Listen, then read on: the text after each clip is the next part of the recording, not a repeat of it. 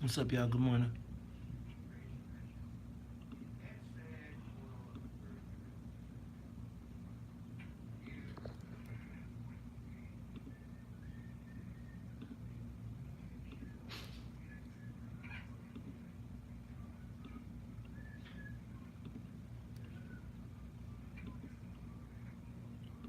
What's up, y'all? Good morning. What's up, y'all?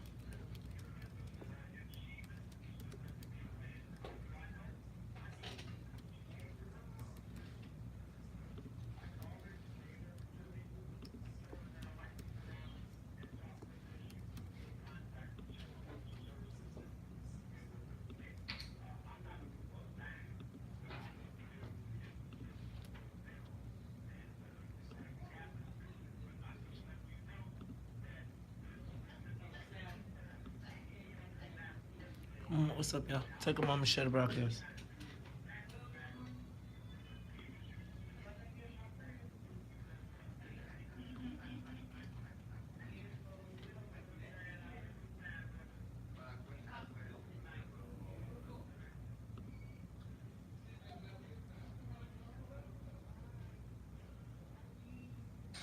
Station 1690 AM, WVON. The website, WVON.com. Check it out.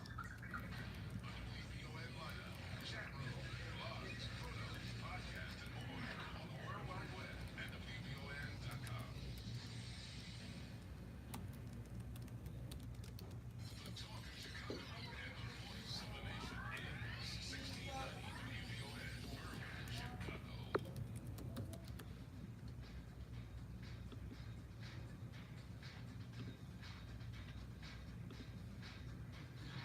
Pageantry and politics. Okay with tariffs. I'm Michael Toscano. President Trump has landed in the UK for a largely ceremonial state visit, but some of his tweets got there before he did, as we hear from Larissa Ward in London. A tweet sent by the president just as he landed here in the UK, calling the London Mayor Sadiq Khan a stone-cold loser. He has also weighed in on the Brexit debate, criticizing Prime Minister Theresa May for her handling of the Brexit negotiations, calling for his friend, Victoria leader Boris Johnson, to be a potentially a good prime minister. All right, y'all.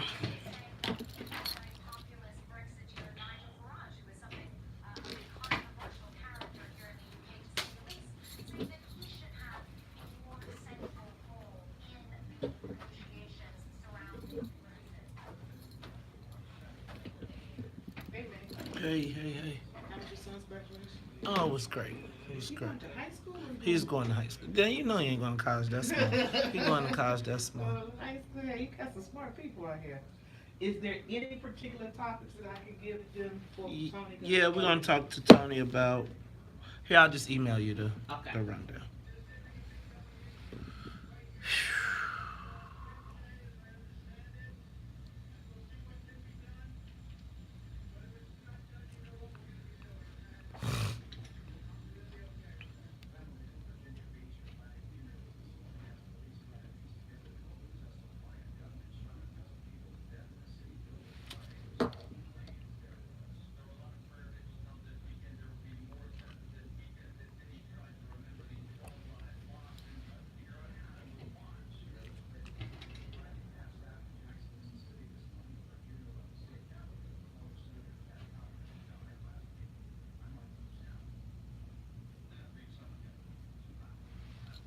Too hot.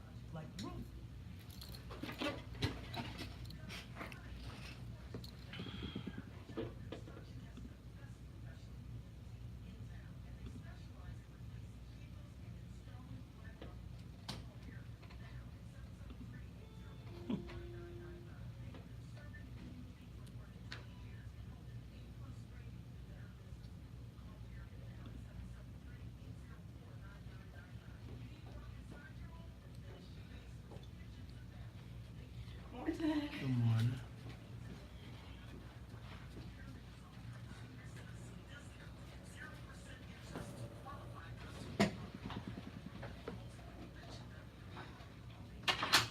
What's up, y'all? Take a moment to share the broadcast. All right, we'll be ready in a hot minute.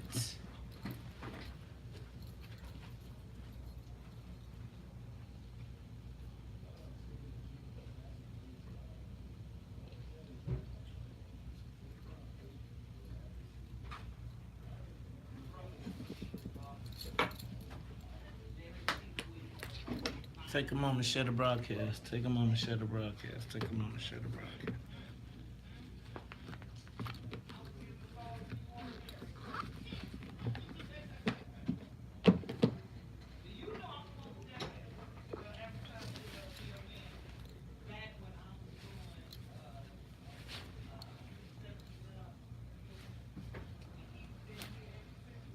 Quincy, why does your stuff always come up hidden?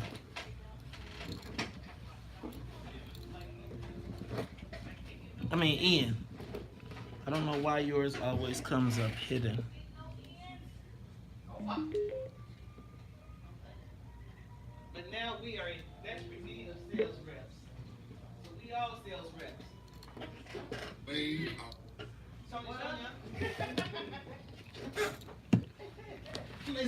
What's up, man? What's up? Happy to be alive. Good. Did you talk to Joe? Joe. Tied you on this insurance. Oh, Joe. Well, not this morning. I mean, he didn't give you quotes on the weekend? What? Joe, he don't work on Saturdays? I guess not. Okay, so I need to expedite. I need The hardest part is that the registration. But you gotta keep me in the loop, bro. You gotta keep me in the loop. You gotta let me know, and then we could have got that taken care of. I just don't want these guys hanging. So we'll talk about that later. All right, y'all, take a moment, share the broadcast. I am the proud father of a graduate from. Yes, my son grew up on me. He wanted those tight shoes. I mean, those shoes with the tight stuff.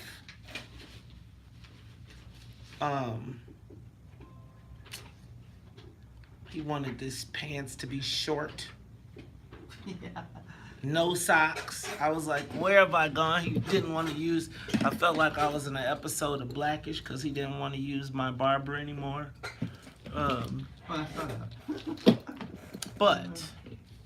I was proud of the young man. Very proud of the young man. We're going to have some real more interesting conversations. I don't know if you guys listen to John Cass's The Chicago Way podcast. John is a friend. I am concerned that John is in the process of instigating a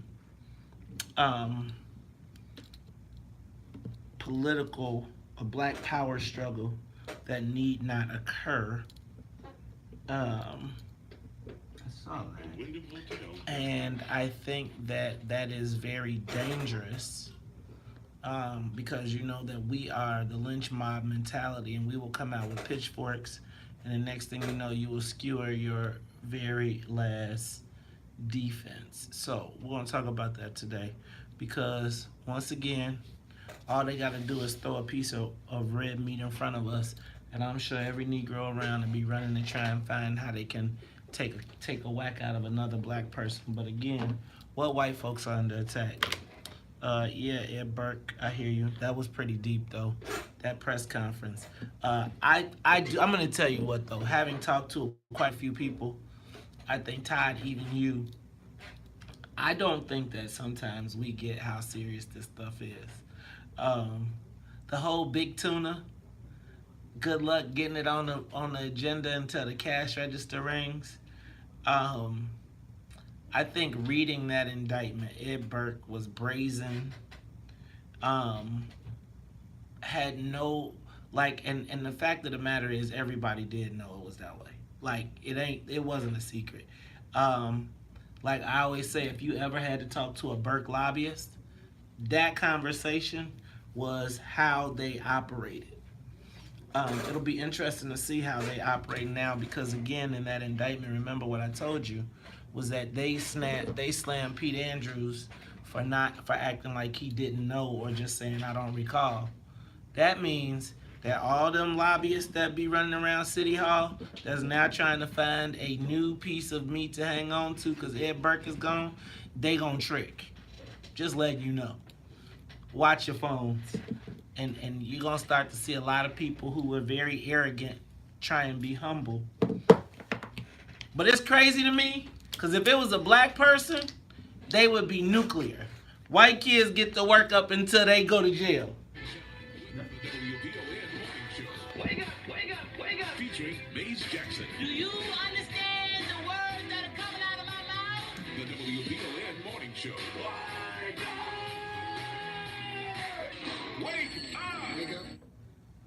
Y'all take a moment, share the broadcast. Take a moment, share the broadcast. Take them. Well, all the white folks in the world it is to wait to attack. The mayor got plenty of white folks that's been making bazillions of dollars here.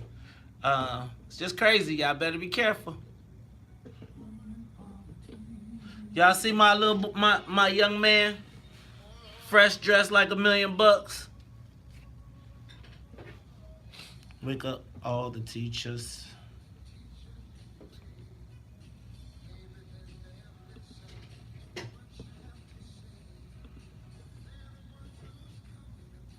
What up, Christian? What up, Tiger? What up, Melvin? What up, Raymond? What up, Blake? What up, James Shotwell? What up, Alicia Benford? What up, Clifton? What up, Deborah? What up, Quincy?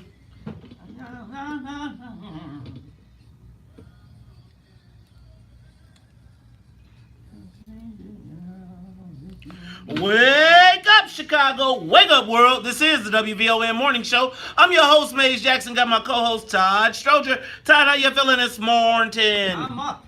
Yeah, up. up and at 'em. I see you got your. I see you up. You're at 'em. You seem brightened. Did you get some rest this weekend, Todd? Is that what happened? All the way till last night. All the way to. So wait, I you heard got. some noise, and I was like, man, it must be close to 4. And I looked up, it was 1:30. I said, what? You know what? Can I tell you what? Actually, I love when I wake up like that. And then I'm like, oh, I got 2.5 more hours of sleep. But why does it seem like that 2.5 hours of sleep is like 2 minutes? Exactly. It's like you wake up at 1:30 and you be like, yes, I got time. Well, see, it's just the opposite for me. That 2.5 hours is like, is it 4 yet? No, it's 1:33. Is it 4 yet? No, it's 1:44. Oh, yeah. It's Now, a drip. I'm going to tell you what. Once my head hits that pillow, it's like, let me tell you, I say, okay, Google, play sounds from the ocean. Google says, okay, here's sounds from the ocean. And then I hear whoosh, whoosh. And then within like 3.3 seconds, I'm like, Man, what a blessing. yes, I'm gonna tell you. If you do not have like a Google Home Assistant, now you gotta make sure you gotta be careful because Google Home Assistant, the one in your bedroom, will be done recorded everything, and next thing you know, you be around this mug like, hey, I'm on TV. But I'm gonna tell you, I enjoy it. Hey, but let me do this. It's been a great weekend. It's a lot to talk about. But before we do that, let's say what's up to the WVON Morning Show team. What's up to you in that Flournoy in the newsroom? How are you today? I'm doing good, and it's too late, Maze. Google has already recorded what's going on in your business. You know what? And Because it's, you have a station there. Is it there? I got one in like almost all the. It's within earshot of anything in the house. Oh, you're good. You know what? But you have to. I got the little. I be deleting. I be like delete. But let me tell you what though. One time I looked at the printout, and you be like, well, dang, y'all really do record everything everybody's They have saying. live listeners. Yeah. You know what? Do you think people tune in? That oh, listen to them. If they be like, is he still at it? Let me stop. All right, y'all. That was that's Annette Flournoy in the newsroom. Let's move over to the Wonder Twins. Gotta say what's up to to Sonia Escobar and Sonia Tompkins. You know them, Wonder Twins. Activate. How was your weekend? Good morning. Was your Google Play recording a lot?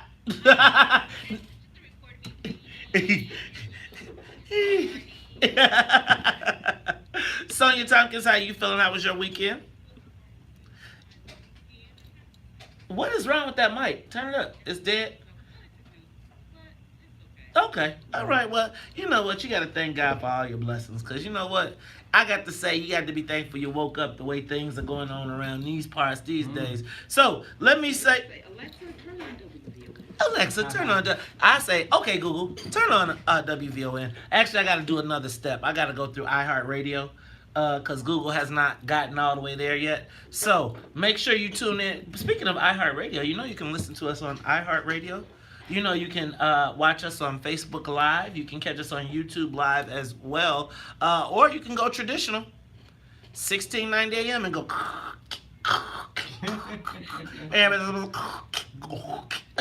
And it's the W, then you be right there. But I'm going to tell y'all what, it is the WVON Morning Show. We are all locked and loaded. Let's get this thing to 50,000 feet. We are up and away. Hey, Todd. Okay, so in case you all did not know, in case you did not hear my pride beaming through every oozing part of my body. First of all, both of my kids were home, but my son graduated from 8th grade yesterday. Todd. Who wouldn't know this by now, man? Oh, well, I'm going to tell you what, Todd. But it's one thing when your kid is I remember being in 8th grade, and you know what the biggest thing you know what my 8th grade present was?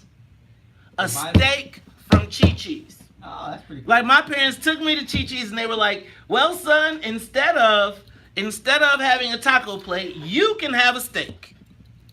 Man, these days, these kids and all this stuff they want to do is just ridiculous. We're going to have to kill Instagram. Because Instagram be having the kids want to do... My son talked about some, Dad, I need some of those loafers. Can you get me some Mercy Alive? I was like, boy, if you don't get your... First of all, yeah, let me just help you understand.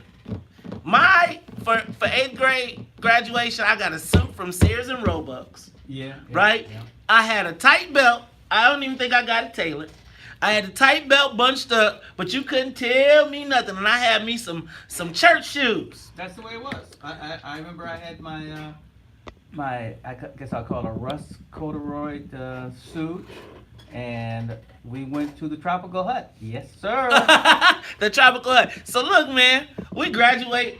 First of all, we had a 2.5 hour graduation yesterday. I'm gonna tell you what this. Mass, right? What the heck? Ain't nobody come for no church. We came to see our boy walk across stage and get up out here and get something to eat. The Lord has something to say every time something happens. Can I just say this? I need to say this.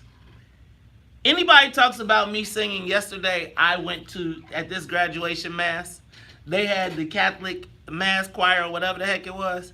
I finally found a choir I could join. We were sitting there listening to the choir, and I promise you, after like the first 6 notes, the whole church turned around like, who is singing? What is going on here? Look, and all the black folks in the church, and the funniest part in the Catholic church was all that up, down, up, down, up, down. The black folks was looking like, yeah, okay, nah. If you want to, like, after the first up, down, first of all, I wasn't kneeling nowhere. But by the up, down, up, down, up, down, by the time that 5th one, people was looking around like the black folks was like, wait, you think I'm finna get up? Oh, no. Did they sing a song?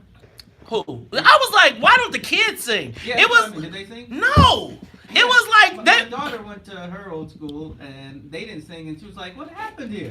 It was like the white folks was like, "Ooh, we got an audience. Bust that. Forget the kids. We gonna sing." And I was very up. We thought like if they was gonna do it, the kids should sing. Even though I'm gonna tell you, shout out to the Screaming Eagles of Christ the King. Shout out to everybody who graduated this weekend. It was a ceremony, but my son. Ty, what's the deal with the LeBron James, Dwayne Wade? I want to slap y'all. They run around here. They don't want to wear no socks, short pants. No socks. You can see their ankles, and then they want these old fancy, shiny, pointy toe shoes. I was like, but I'm gonna tell you I what. get that part because things change. Fashion comes around. In the 60s, they wore really tight pants like now. And such like that. Things come back around. You know what? I remember that socks thing. I just don't get that. That socks thing, and the thing I always had to remind them is with these little black young men, if you're gonna wear no socks, you really gotta get Vaseline. Lotion ain't gonna do it. Look, this is Talking Chicago 1690. We'll be back after traffic and the weather. More of the morning show. The lotion won't do it. Lotion, let me tell you what lotion is like on my body. It's like you might as well throw flour on me. I put on lotion in the morning. By the time I get out the bathroom, I will be white as powder. Because my body is like, is that lotion? I'll take it. Yeah, I keep lotion in my car. I keep I keep the real Vaseline. stuff. See, Vaseline is not a moisturizer. It is for me. You need uracil. That's what we I need. don't like uracil. You don't? Eucerin. And it's not uracil, it's eucerin. No, see, that's the Bolingbrook pronunciation. The South Side is uracil. Right. He said that is the Bolingbrook version, i.e. the phonics, the phonetically correct version. Y'all made up a name, and he was like, somebody correct you with the wrong stuff. Have you ever had somebody correct you with the wrong information? Hey. That's some epitome of black people stuff. Well, when you're in the ghetto, you use the ghetto stuff. When you come out of the ghetto, You you ain't use the rest. from the ghetto. Are you kidding? Most black people live in a ghetto. See, this is where Okay, in the urban definition of a ghetto. Because I understand what a ghetto is. You are talking about a slum, but I know they didn't teach you the difference. I did, because the Bolingbrook. Jews lived in ghettos. Ghettos are ethnic-centered neighborhoods, sir. I'm clear. In Bolingbrook, we had first of all, we had to round it out. There was no way for you to live in the ghetto because there's only 6 of you. No, actually, we did have we had our own version. And usually the way it worked was, people moved to Bolingbrook, and then they landed in a certain set of houses to get the lay of the land. And it wasn't, and then once they got the lay of the land and got settled or whatever, then they would move to a house. And it wasn't so much it was a ghetto as much as it was more transitional. And for a lot of people, it was transitional. Mm-hmm. For the people who wound up staying, it was like you didn't really build as much of a sense. I don't even want to say you didn't build as much of a sense of a community, because it's crazy. Everybody has what they think is the bad part of the neighborhood or where the stuff happens and whatever. And so we had those neighborhoods. And my parents, and people be like, don't go over there. And then you realize, wait a minute, all the kids I go to school with come from over there. Right? Yeah. And it was like, you had the stigmas that were initially placed on. We didn't have ghettos, but I think we had places where your parents was like, don't be over there because you knew that certain people would be hanging out. Like, we had our own version of, like, yeah. It wasn't the ghetto. I wouldn't call it the ghetto, and I wouldn't say like, but it was places in the it was places where if you went there, they was gonna test you. Like if your hat was broke, they was gonna be like, you. But right, they would ask you. I know y'all been. I can't talk too much because I be telling too much, and then people be on the street like, hey man, is it true? And I'd be like, look man, I'm just telling you some other stuff that I know about that I heard about. Hit that dope time.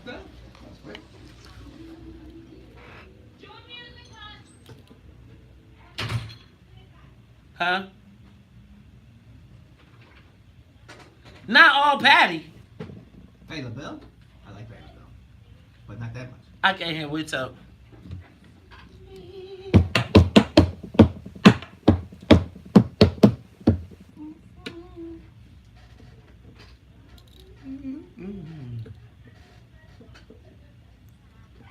Going through, yeah, only you know. Do love you,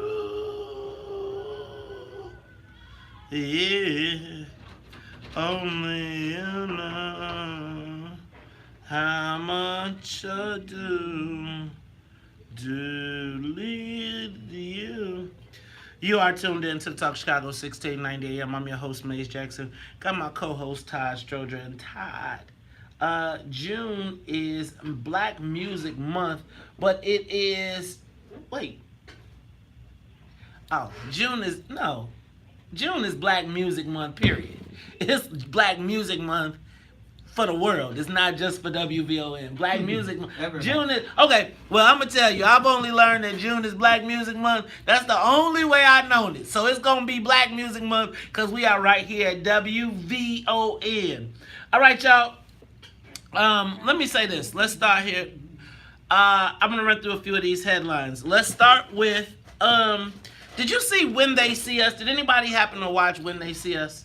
It was the 4-part series on Netflix, 4-part documentary. It wasn't a documentary. It was a, what do you call it? It was just a story about the Central Park 5, which are now the Exonerated 5. Is that a documentary? It wasn't a documentary though, because they acted it out. Oh, like a docudrama? Docudrama. Okay, Yeah. so it's called a 4-part docudrama, and it really went through the whole process of how those Central Park 5 were railroaded. Right. Yeah, I just learned that those 5 kids didn't even know each other. They only right. That's why you gotta see some of them. Like they were all just going through the park. It was crazy to watch. Let me just say, and I want to encourage everybody to check it out. Everybody check it out. The one thing that was, and I'm sure I'm going to get in trouble for this, but the one thing that I have noticed about Ava DuVernay films is that she always works the trans issue into it. The transgender issue. And so it was like, That's to me, thing, huh? I think like, and it's like, I'm not saying that it's wrong. I felt like it was a force. People got mad at me for saying it, but I do feel like, force, and it is wrong in my opinion. but I do feel like there is a desire. I think there is a desire to put the easiest way to get something done in Hollywood, in my estimation, is to add a gay or a trans issue to it. And you will probably even get an Oscar, as in the case of Moonlight. All right, but check out When They See Us, because it really was man, Carrie been mad all weekend. We watched that bad boy on Friday. She been mad since then. Illinois General Assembly puts in work. Boy, we're gonna talk about this a lot, but I want to know. So yesterday they passed before the end of this fair tax, balanced budget, $15 minimum wage, legalized cannabis, $45 billion capital plan. They legalized sports betting, and we're getting a casino. You know my question, right? Can you guess? What's in it for Native Americans? Yeah, you got it. Because we know what's in it for the white people. We sure know what's in it. But what's in it for the black people, y'all? Yeah. We're going to talk about that a little bit later. Lori Lightfoot, we were talking about the federal indictments that came down on Ed Burke on Friday before we left. And by the time I got home, she had held a press conference asking that Ed Burke step down. She said that he lost the moral authority to govern. I am an innocent until proven guilty person, but I am curious to know, can Ed Burke govern? I mean, can he be an effective member with the type of charges and allegations that he's got? Yes. Go ahead, talk to Because me. when you're an alderman, your biggest job is you're an ombudsman. You're trying to get things for your ward and working through the departments to make sure things happen. So in that, he doesn't have to be an out front face. But in my estimation, the way she called for a federal investigation of city workers and employees and the whole network. Todd, I'm gonna tell you. So I think that, and the whole point of the departments is part of what he brought up in his case, in that he was using department heads and the city to squeeze and to muscle people. So when you look at it, like what commissioner now takes Ed Burke's call and says, I'm going to do what you asked me to do, sir? He doesn't have to make the call. Usually, the alderman's not making the call. As long as he has an office, his office can make the call. And my bet is that, again, if those were the same people that were making the calls to the commissioners, so here's what I would suggest. What I would suggest is that over the years, Ed Burke, like I've told you all on numerous occasions, has been smart enough to place his people in key strategic positions so that what is known need not be said. Right? So when you get the phone call and you are the head of the water department, turn on and shut off, you don't have to get a call from Ed Burke. You just get a call that says, we're not working with this. Right? It is not. And so here's what I am telling you right now is about to happen, because she called for the federal, she asked the Fed, okay, this never happens. She asked the federal government to come in and investigate. Not just the aldermen, but the city departments. Guys, there is something big happening. Big. And when you see the mayor of the city of Chicago, and I don't think that the timing of his releasing of his indictments was coincidental. The other thing that I think that I really feel like people are underestimating what is happening. When you listen to Lori Lightfoot talking on the John Cass podcast, what she told you was what I have been saying. These 9 months that we have on Ed Burke is 9 months for one investigation. One. She was saying that the Danny Solis piece goes all the way back to 2016, but there are ongoing investigations that were going on before that. She said, call it all out. You know, Mace, I look at this as this is place the base. This place everyone has been trying to kill anybody who was in politics since 1960 something. But there comes a point when you become the mayor and you govern and you quit the campaigning and you focus on what you're trying to accomplish. I'm with you. I don't think she's reached that point yet. And I think that if I am her, in the guise of all of the things that she's done in the missteps, the best way to freeze everybody, because everybody right now is paralyzed because they don't know who, what, where, when. They don't know where the feds are. They don't even know what the rules of engagement are. And chaos, as our good friend Littlefinger has always told us from Game of the Thrones, is a ladder. And so right now, Lori Lightfoot is using the fear and intimidation of the potential federal prosecution, the ambiguity of the law, as well as whooping the biggest and the baddest wolf in public. Now, she still got to figure out how she's going to get votes for her budget, but I don't think she's even thought about that yet. I don't even think she's crossed that bridge. And so as she continues to whoop on the alderman, what will be the response? But the challenge becomes, for any response, is she's also threatening to use the federal government, which is a whole different set of rules. Look, y'all, when we come back, we're gonna talk social media question of the day. What was the black return on investment in JB Pritzker? I saw a whole list. We'll talk about it, but I still, besides the weed bill, I don't know who talked about what's in it for the black people. We'll be back after traffic and the weather.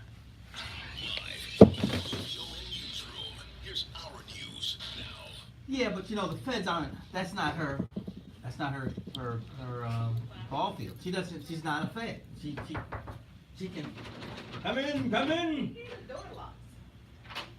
Yeah, who knew? So this says President Jimmy Carter initiated Black Music Month.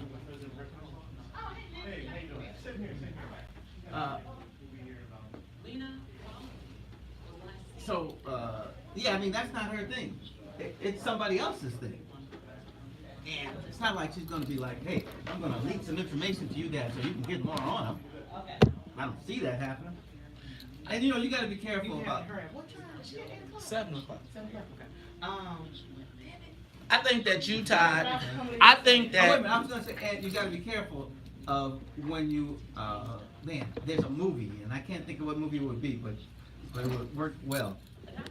When you release a lion in the room, the lion tends to try to eat everybody. I'm sorry. So you got to be careful about trying to bring the feds in, because man, everybody can be swept, and it doesn't mean they're always guilty. Because man, as you well know, just because you go to jail and been convicted doesn't mean you really did a crime. Sometimes you are not guilty. Now, if they got a ton of evidence, you're obviously guilty. But even Willie Cochran went to jail for $428 or something. I'm not quite sure what that was about, man. But there's a danger of not knowing what you're talking about. It's like what they tell lawyers: don't ask the question unless you actually know the answer. My favorite movie, one of my favorites, was Verdict. He asked the question. He actually, I believe he states that while he's talking to the young lawyers. But then he makes that mistake and he asks the question to the nurse. And she said something that he didn't see coming. And it threw everything off. But that's the way it is. You gotta know what you're doing before you just don't want to throw everything. Because the feds being in your building creates more chaos, basically. Everyone's afraid, they're not sure what to do, everyone's frozen, everybody's afraid of making a mistake. I don't think that's what anybody wants at the mayor's. But we'll see what happens. I understand this has been an attack for a long time on the old guard. And there's only 2 people left, I believe.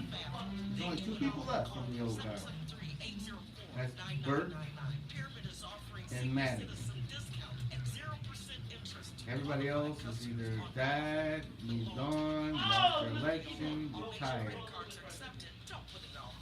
But in my mind's eye, when I'm looking at city council, there's nobody to pay. After Burt, who's got the next seniority? I don't remember. And I'm gonna say the knees part. This initially said get your knees. And excuse me, Sonia. So wait, I'm confused. Was it Black Music Month or was it music? So hey, yeah, I don't know. No, none of these guys left. There's not very many dragons. There's only 2 more dragons left. slave. So I understand she's gonna play this to the end. Do some shit after he was flopped. And Sonya, you got the Why let a good crisis go to waste? And man, you know, from my reading Facebook responses about things that she says about Burke and stuff, there's a whole crowd of people who love to see this. Okay, so You know, I was saying there's only 2 dragons left in the whole village. That's Burke and Madigan. So for the mayor, why let a good crisis go to waste? well, I agree. I think this though. I think that there's more than 2 dragons. I think there's. What's that, Simpson? I think that she called down a dragon on that video, in that article, in that thing. I think we don't have a big dragon, but we got a dragon. H. Oh, I think H is a dragon. Oh. I think but he's not a political dragon. Yeah, Okay. You have to be elected in this instance. Okay, so let me go backwards with the Lori Lightfoot thing. I think that the downfall of a lot of black politicians is underestimating what is happening now. I think that no one seems to recognize that the light at the end of the tunnel is a train. And I think that there is this I think that we are watching a political Armageddon happening right now, and we are not tooling up. I think that the concept that the feds can't be weaponized, I think the feds are being weaponized.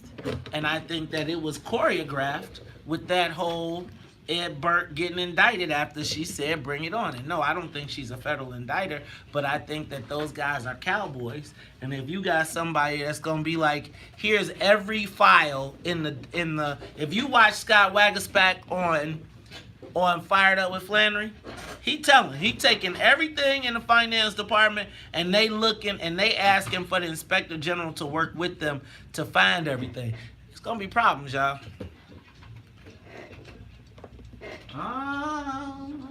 More than I could give, long as I live, she'll be my girl. She used to be my girl. She used to be my girl. And personality was so right for me. She's my girl. If I had the chance, I'd take her back. As a matter of fact, right away, like today. Only good looking, girl so smart, couldn't be her cooking. Me how I know.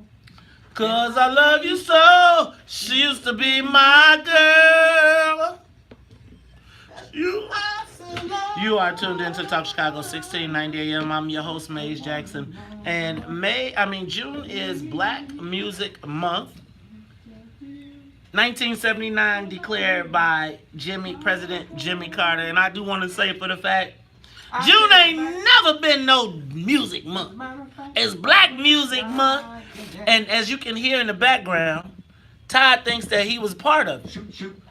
He has joined the Black Music Month. Hey y'all, it's time for the social media question of the day.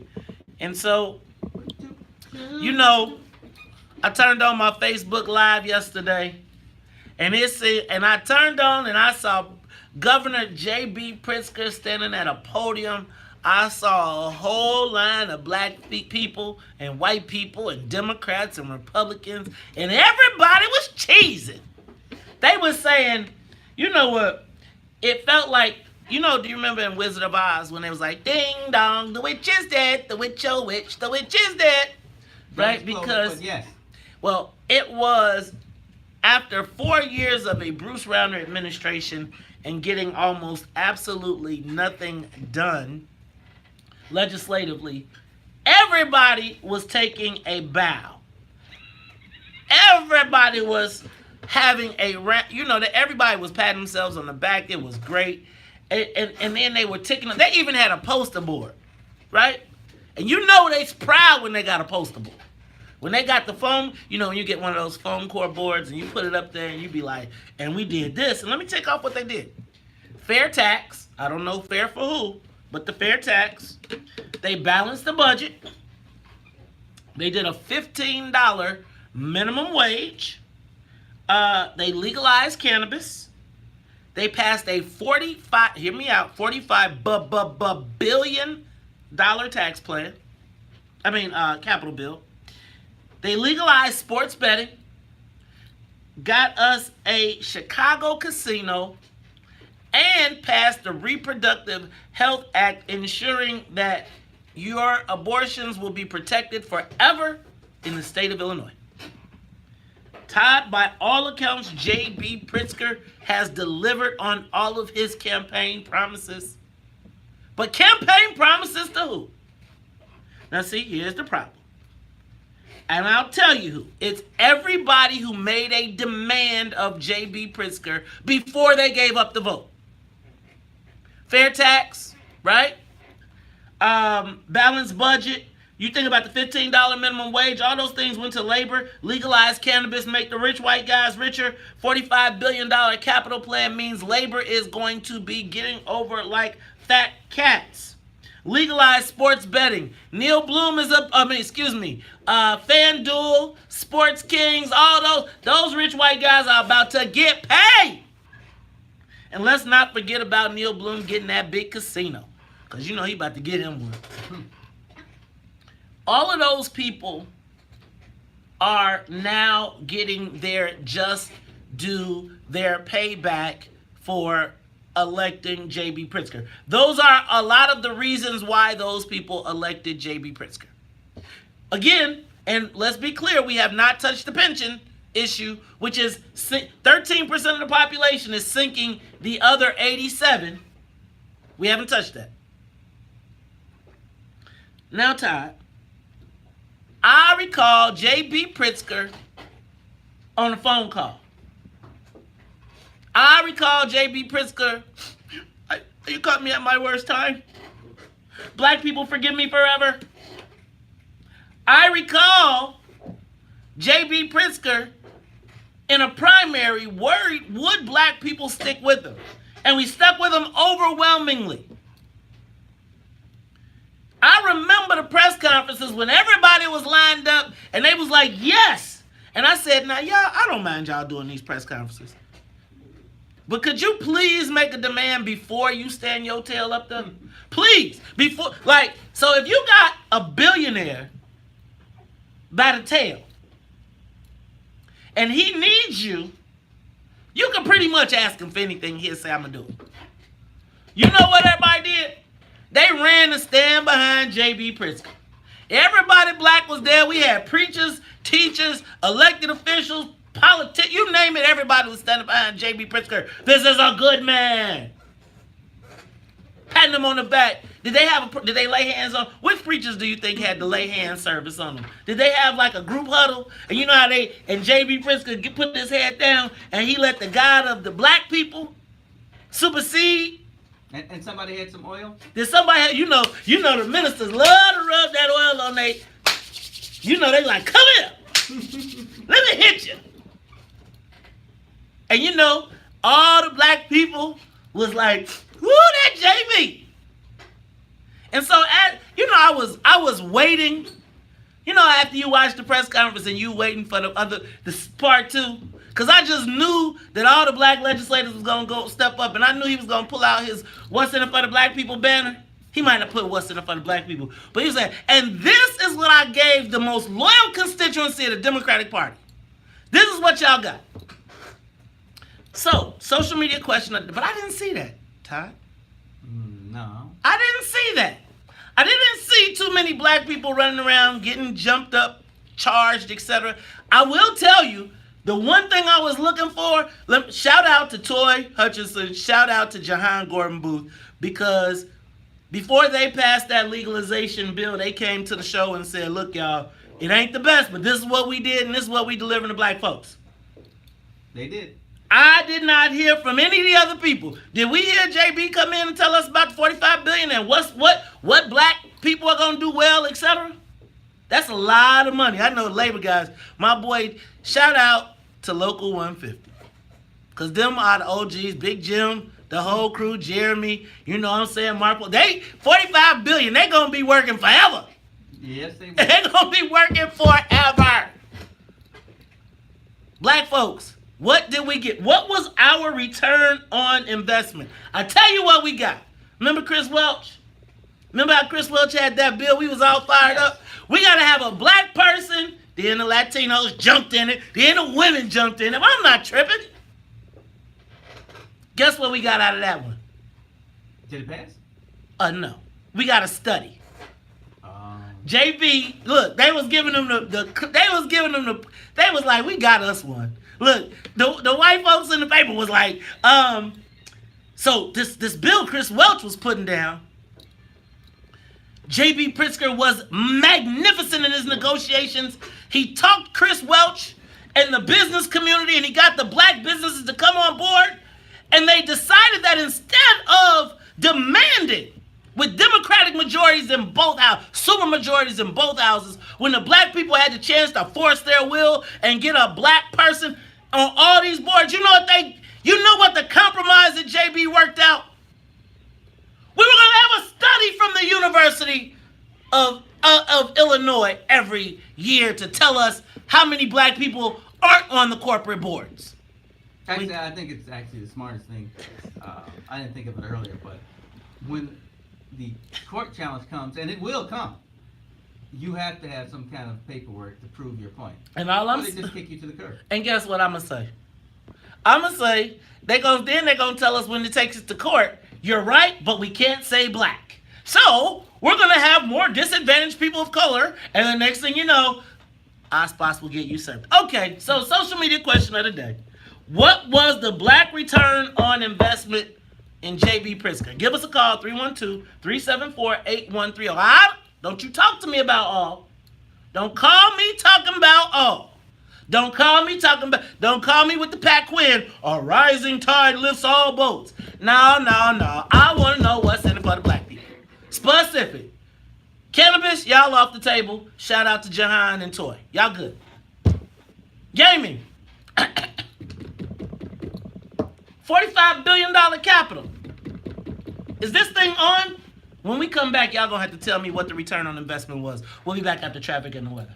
More of the morning show with I say they used the disparity study that they did the last 10 times.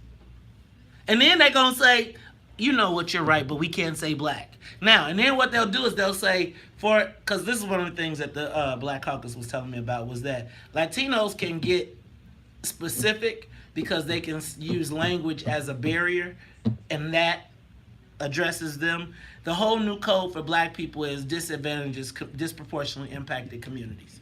That's the code word for black. How about we just say black? Like, I'm tired of all this dancing, pussyfooting around, because it's like it never gets to the heart of the issue. White women can say women. Yes, but we have lost enough elections, presidential elections, where the... Not in Illinois. Hold on now. Hold your horses, son. No, damn it.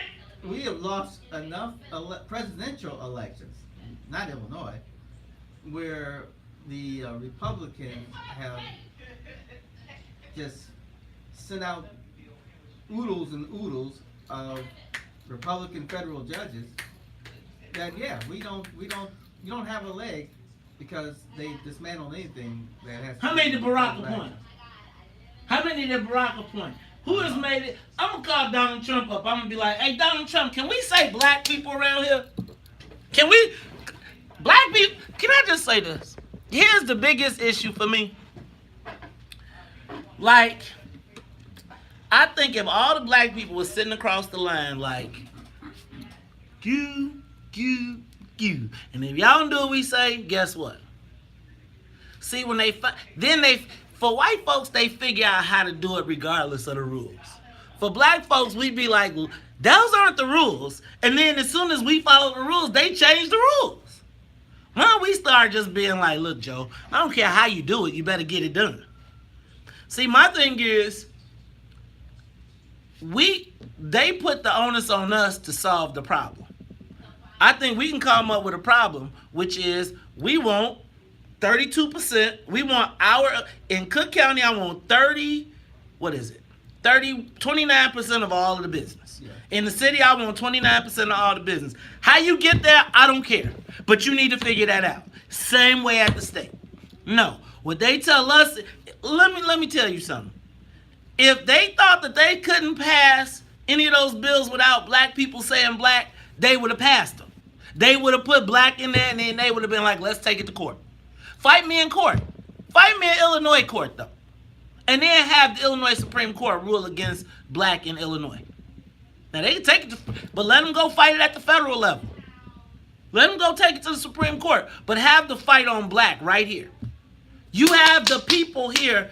If the black legislators said we want black in the damn thing and we want to make black a special category, we want to, just like you can delineate LGBT, we want to go back in Illinois and we want to make black a protected class.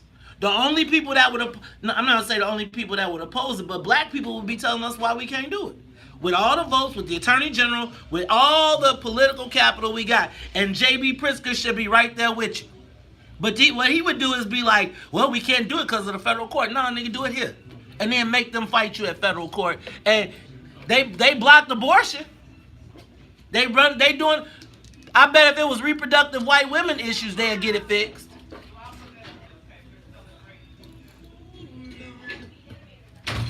Always could tell us why. And we can't be complicit in that. Complicit.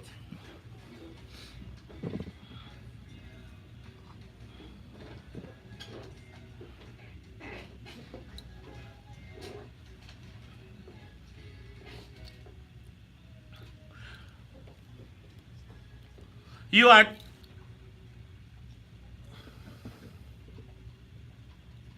Oh.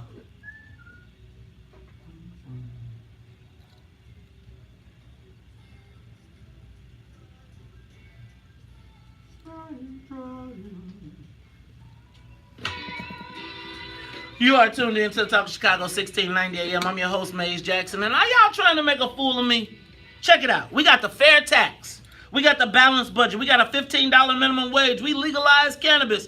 Cannabis, we'll take y'all off the table. Shout out to Jahan Gordon Booth as well as State Senator Toy Hutchinson, who came in and was like, look, y'all, we fighting and this is what we're doing. But on top of that, sports betting got legalized. Man, FanDuel getting ready to come around here. But DraftKings, man, you know what? They about to be making so much money off us. Because I'm going to tell you, when them DraftKings alerts be coming on your phone, just place a $5 bet. You know brother's going to be sitting at the bar like, dang, I got again. Plus, you have a casino, and they passed the Reproductive Health Act, and they wasn't even talking about that. Question for me is, what's in it for the black people? What was the black return on investment from JB Pritzker? What did we get specifically? Specifically, let's go to the phone lines. Let's go to Tommy. Tommy, you on the Talk Chicago 1690. Well, Maze and Todd, it's always great to hear your voices in the morning. I start my mornings off with you guys. Thank you, Tommy. I just want to say this to you as very quickly as I can. We're going to get, and we have gotten from JP, the same thing we're getting from Lightfoot, and that's basically zero. Maze, I would like to ask you to be our master of ceremony, and we would like to book Todd and Otis for the annual We Just Got Screwed Again barbecue. Sonia Escobar will be the DJ, because I'm going to tell y'all, we got, thank you, Tommy. I'm just saying, y'all, black folks will talk themselves out of why they can't get no money. Why can't nobody talk about us? They got rainbow sidewalks, rainbow crosswalks on the north side of Chicago, and you trying to tell me what we can't get with the amount of legislators, the amount of people we got in control? Why are we our enemies to this? Let's go to Eddie Reeves. Eddie, you on the Talk of Chicago 1690. What's up, Brother Maze, Brother Todd? Oh, Eddie Reeves, what's up, brother? Very quickly, Maze, you know it, we got zero. And let me tell you, 150 is jumping for joy because there's a federal regulation called disadvantaged businesses. That's for broke white boys. The state of Illinois is doing reasonably well now because of the money that's coming from Don't Like Him Donald Trump. The federal government is putting a lot of money in this state. We are a protected class, black people and women. The Underron case out of Colorado says so with strict scrutiny. Stay on it, brother. We got zero. Let's lace up and go get them. All right, let's talk. That's Brother Eddie Reed. Let's go to Miss Boatwright. Miss Boatwright, you on Talk Chicago 1690. I think you got a different comment, but talk to me. Hi there. Yes, I do. Mr. Stoger, who balanced his budget, by the way. We remember that. I'm speaking for the Brownsville Heritage and Culture Club here in Brownsville. And we like Lori Lightfoot. And we agree that, yeah, she should get rid of anybody there, Burke and whoever else that's going to sit there and start another council war. Miss Boatwright. Any more council wars? I'm with you on that, Miss Boatwright. We're going to talk about that at 8:30, so I'm going to have you call back. Let's go to Donald. Donald, you on Talk Chicago 1690. Hey, good morning, ladies and Todd. What's up, Donald? We get nothing. Not until all these crooked politicians get locked up, pay their retribution, and damn, I just forgot what else I was about to say. My storm.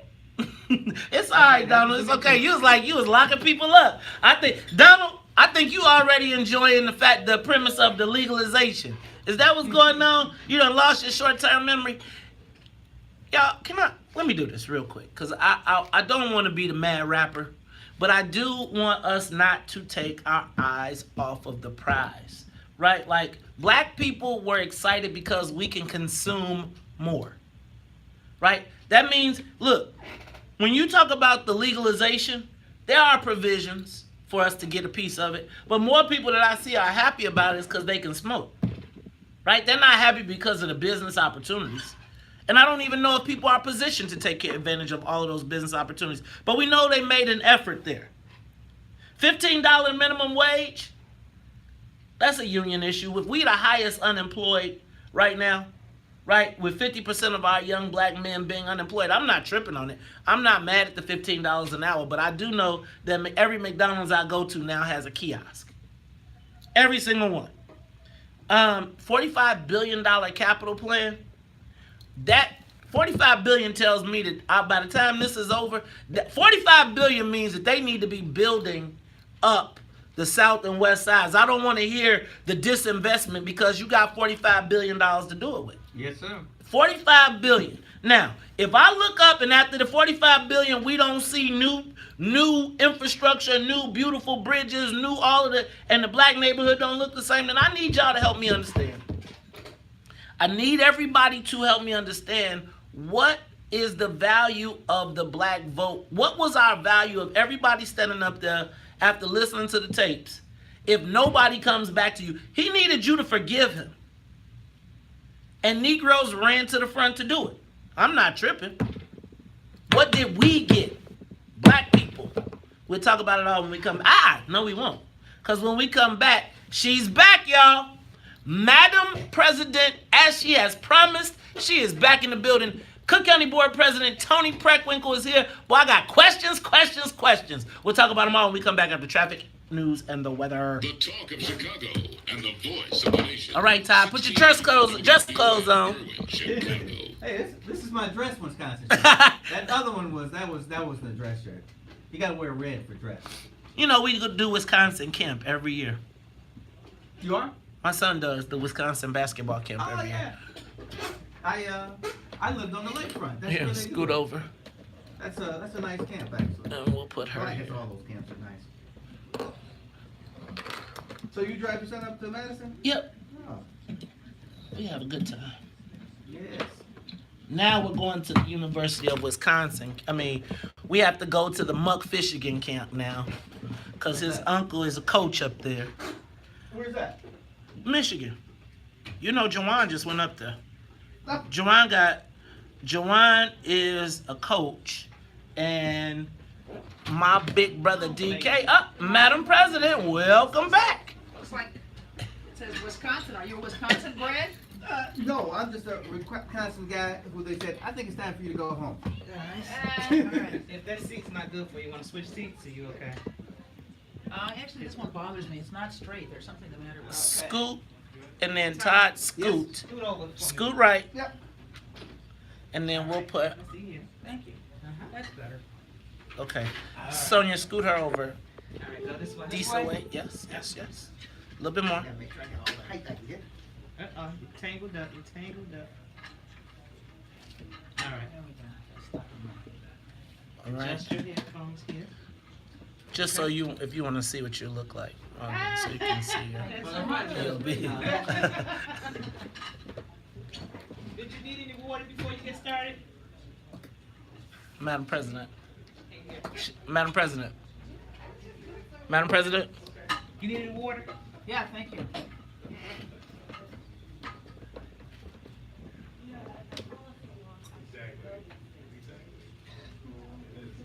All right.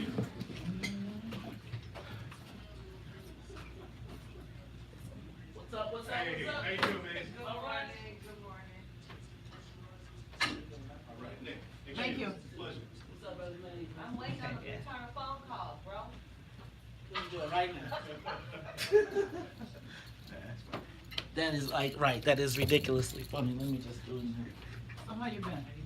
Oh, I can't complain. How about you? I was having to get up early. Yes, but as I always say, I used to wake up early anyway. I just never got out of bed. Now this just forces me to actually leave. I got a lot of friends who used to say, waking up, being up at 4 was a blessing. Because you got all this time to work and nobody's around. I'm not sure if they're correct. Well, I don't know. I can't stay up, but I can get up in the morning.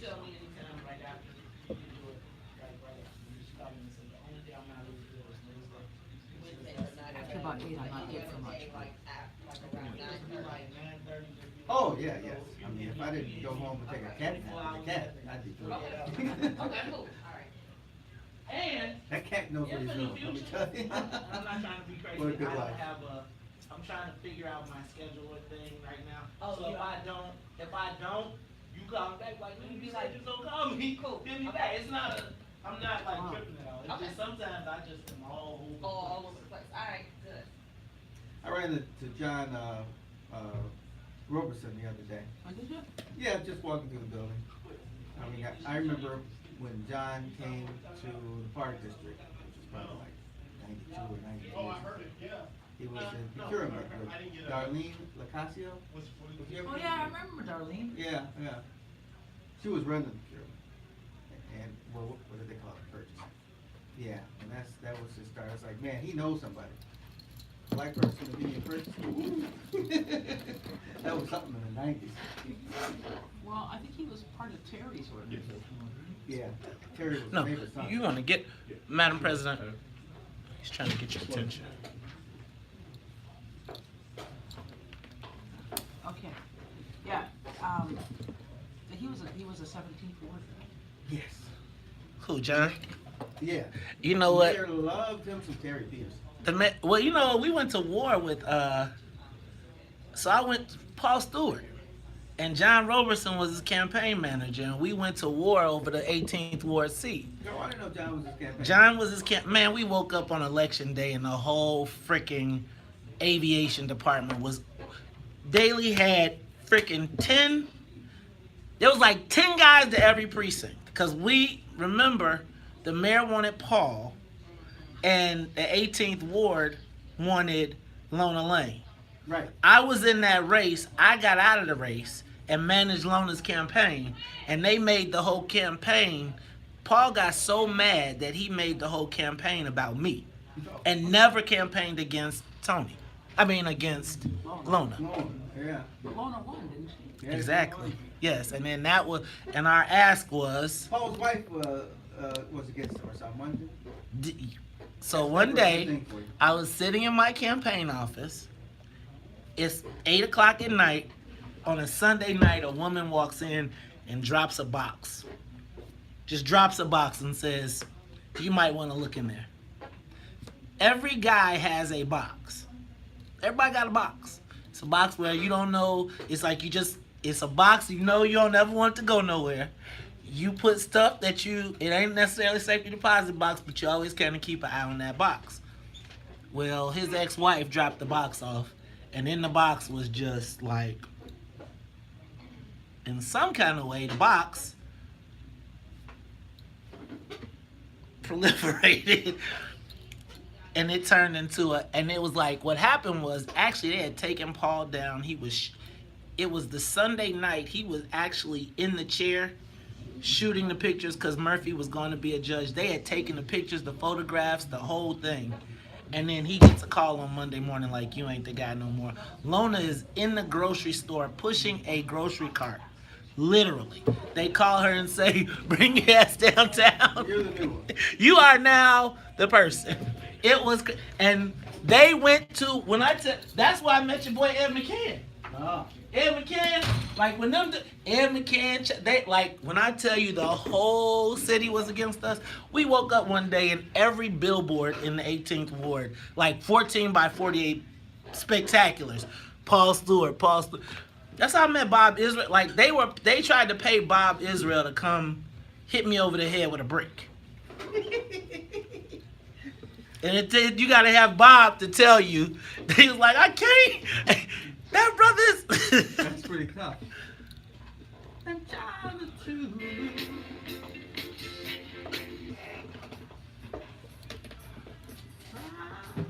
To get on board.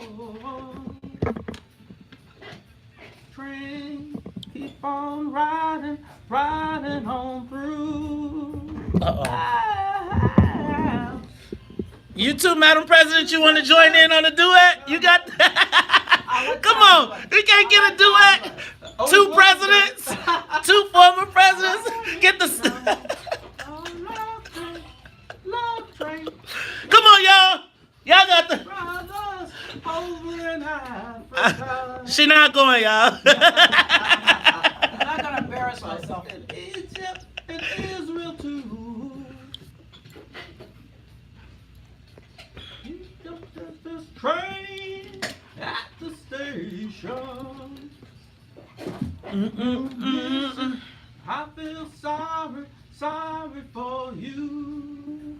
Wow! People all over the world Come on, Maze! joining. Come on! People all over the world.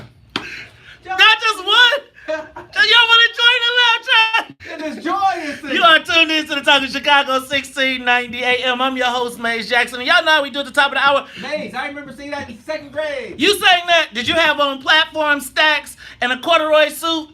No, that was for my graduation. That is, in the background, that is my co-host, Todd Stroger. He's the former Cook County Board President. Hey, y'all, but we got to say, well, you know how we do at the top of the hour. Got to say what's up to the WVON Morning Show team. What's up to Annette Flournoy in the newsroom, as well as the Wonder Twins. That's right, Sonia Escobar and Sonia Tompkins. They get it cracking. Now, I'm going to tell y'all what. Now, maybe about 6 months ago. No, see, it wasn't even 6 months ago. It seems like it was so long ago. We were in the midst of a mayoral election, and Madam President Toni Preckwinkle and I want to say we buried the hatchet. And she, in that process, said that, hey, Maze, over the course of the next year or so, I'm going to make sure that I come back to the WVON Morning Show team and kind of keep you guys up to date. And I was like, yeah, whatever. And then the phone rings, and my man Nick says, Madam President will be showing up.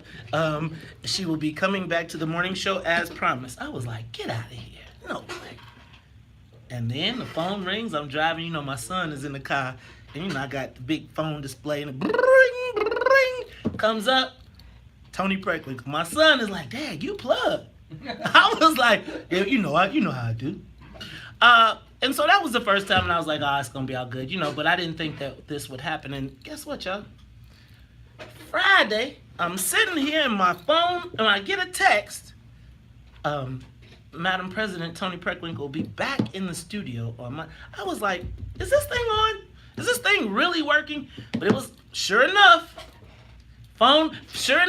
we're sitting here, I'm acting a fool, and I see in the corner of my eye, Madam President Toni Preckwinkle is back in the building. So WVON family, I want y'all to do me a favor. And Sonia, why don't you do me a favor? Wind up the applause track. We're going to give her a big round of applause. She is back in the building. It is Cook County Board President Toni Preckwinkle. How you doing, Madam President? Welcome back. Good morning, Maze. Good morning, Todd. We got to get you to your mic. Got to get you to your mic, you. though. Thank you, So, thank you know, y'all know we do our Facebook Live, so I think you guys missed. I was busy trying to get Madam President to join Todd Stroger in a rendition of the Love Train. Now, are you sure, Madam President, we can't get you on the Love Train? No, my voice isn't as good as Todd's. So, you know, my wife told me, you just can't start singing in public. Just can't bust out songs. Well, I may be crossing the line anyway. well, let me just tell you, after that graduation I went to yesterday, I am clear that anybody can bust out singing, because that lady, I don't know what she was singing. But you all, part of the reason that we wanted to make sure that we did this series is because we want to make sure that Madam President is keeping our community up to date on the things that are going on in Cook County. But I'm going to tell you, so much going on in Cook County, so much going on in the state. I'm going to jump around a little bit. But first of all, Madam President, welcome back. Thank you very much. And talk to me about what's going on at the county. What's going on? What do we need to know? What should we be looking at? And what big accomplishments have you had over the last couple of months? Well, I think the important thing to focus on this morning, and I understand you've talked a little bit about it already, is what's happened in Springfield in this session. Particularly around the legalization of recreational marijuana, and that has that potentially has a tremendous impact on African American communities, because African Americans, of course, are disproportionately involved in our criminal justice system and 7 times more likely to be arrested for marijuana possession than whites. Let me ask you a question. Is that the new code word for black disproportionately affected communities? Because I'm starting to, I know we can't say black right now. Is that like the code to like kind of be a catch-all? Because I'm starting to hear it regularly. No. Look, the communities that are disproportionately impacted are black and brown, but surely black folks are have more detrimental encounters with the criminal justice system than anybody else, and that's why I focused on the statistics about African American arrests as opposed to white arrests for marijuana possession. Got it. So one of the things that I talk about oftentimes with all of these issues, oftentimes, is that when it comes to black folks, we always talk about the social service impacts, but I often wonder if we don't ever address the economic opportunities that exist. Because right now what we are looking at is the relief of prohibition. Talk to me about your thoughts about the social equity component of it and how we participate. Well, I think there are 3 things to think about. First of all, black folks are not going to be arrested anymore, so that's a good thing. The second issue is expungement. And my understanding is the threshold they said is 30 grams, which is a little more than an ounce. So if you were arrested for possession of a little more than of 30 grams or less, you're eligible for expungement automatically. Above that, I think you have to petition. So those 2 things are very good. So we're going to stop arresting people. We're going to be expunging records. But the third thing, and I think this is what we really have to look at, is participation in the wealth creation. And that means, are we going to have opportunities to be growers? Are we going to have opportunities to be distributors? Growth and distribution. Those are the critical ways in which people can make money off of marijuana.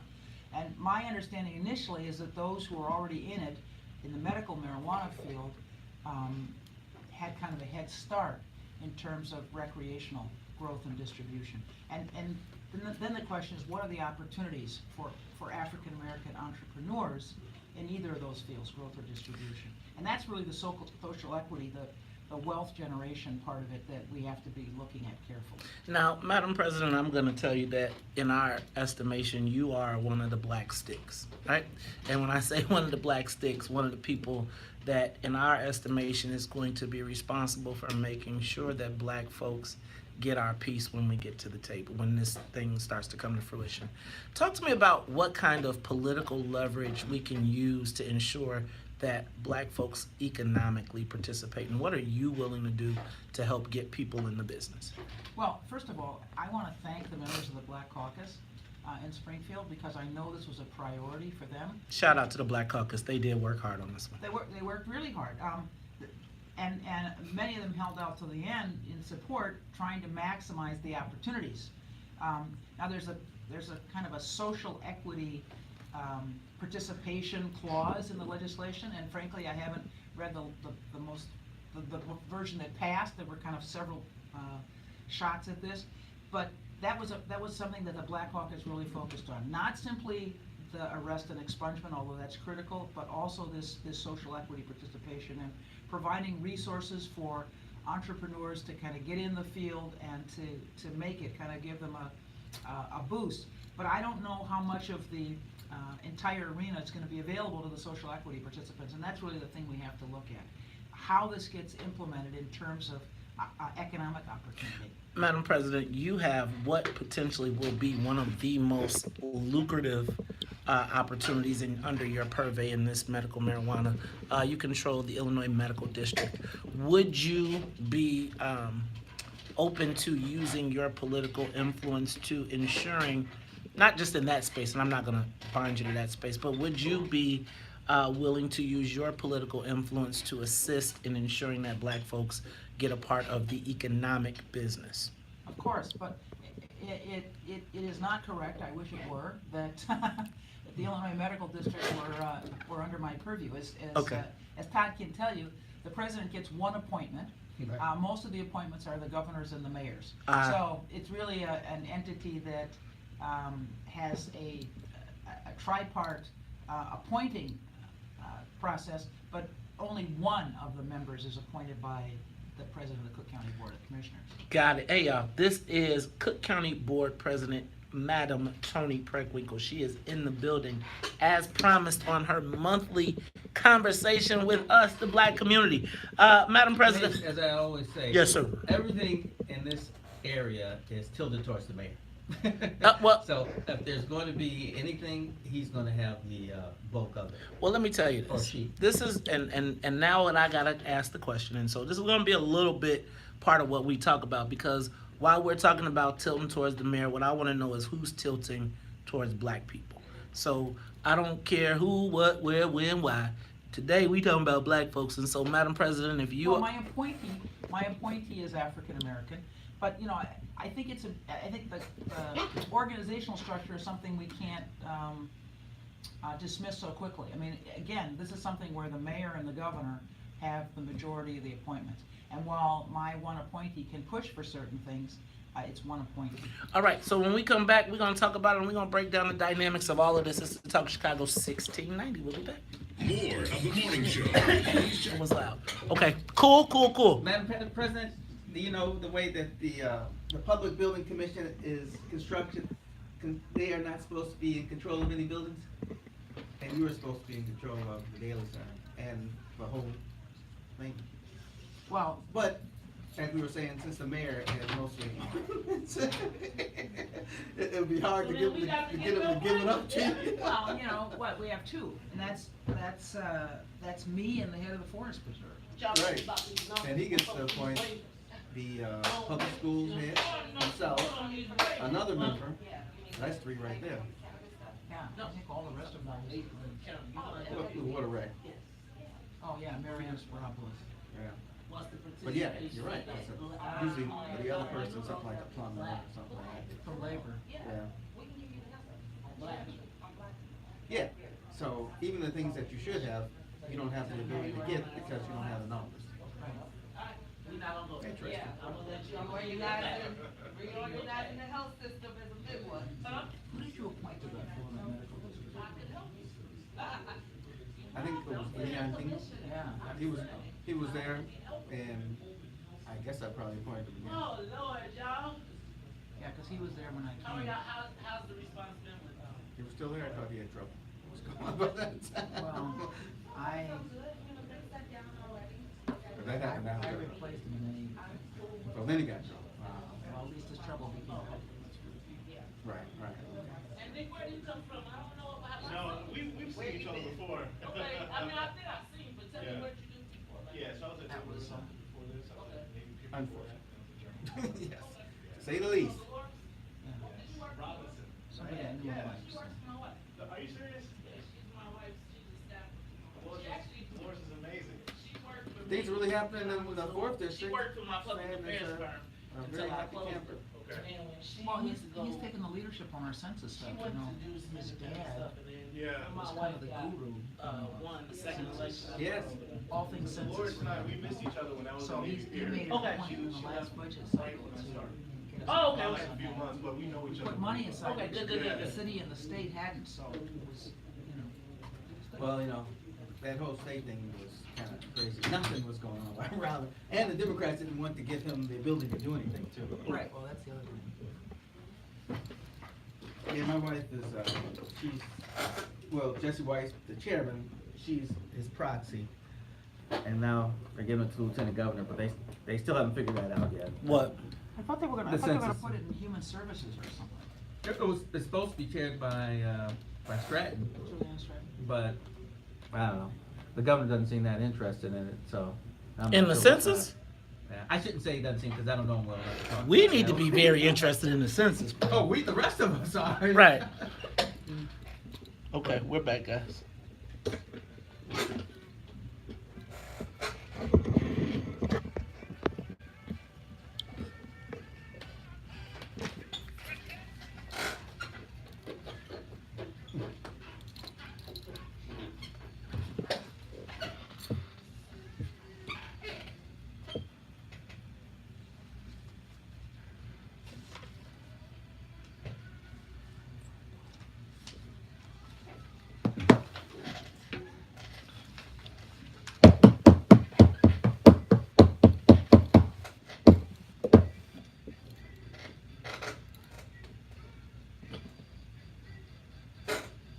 You are tuned in to the Talk Chicago 1690 AM. I'm your host, Mace Jackson. Got my Maybe co-host, that song Todd was Stroger. Two Force Disco for me. That was what? Two Force Disco. Two Force Disco. Explain that to me, Todd. You know, I'm That's not. when you take a singer and you write a song. You're like, it's 1978, so this is gonna be a disco song. I don't care how you sing. Ah, okay. Now, who was that? I'm not sure. See, I don't know who that was. Is it? I need to hear the Jay-Z remix, and I'll probably figure it out. I'm telling you, Hov will do it, man. I'm telling you, Hov will do it for you. All right, y'all. It's your man, Mace Jackson. Todd Stroger, that was him in the background, as well as, y'all, we are talking to the president of the Cook County Board. And essentially, right now, y'all, I'm going to tell you that, y'all know I try to play the power dynamics. I am the ultimate Game of Thrones conspiracist.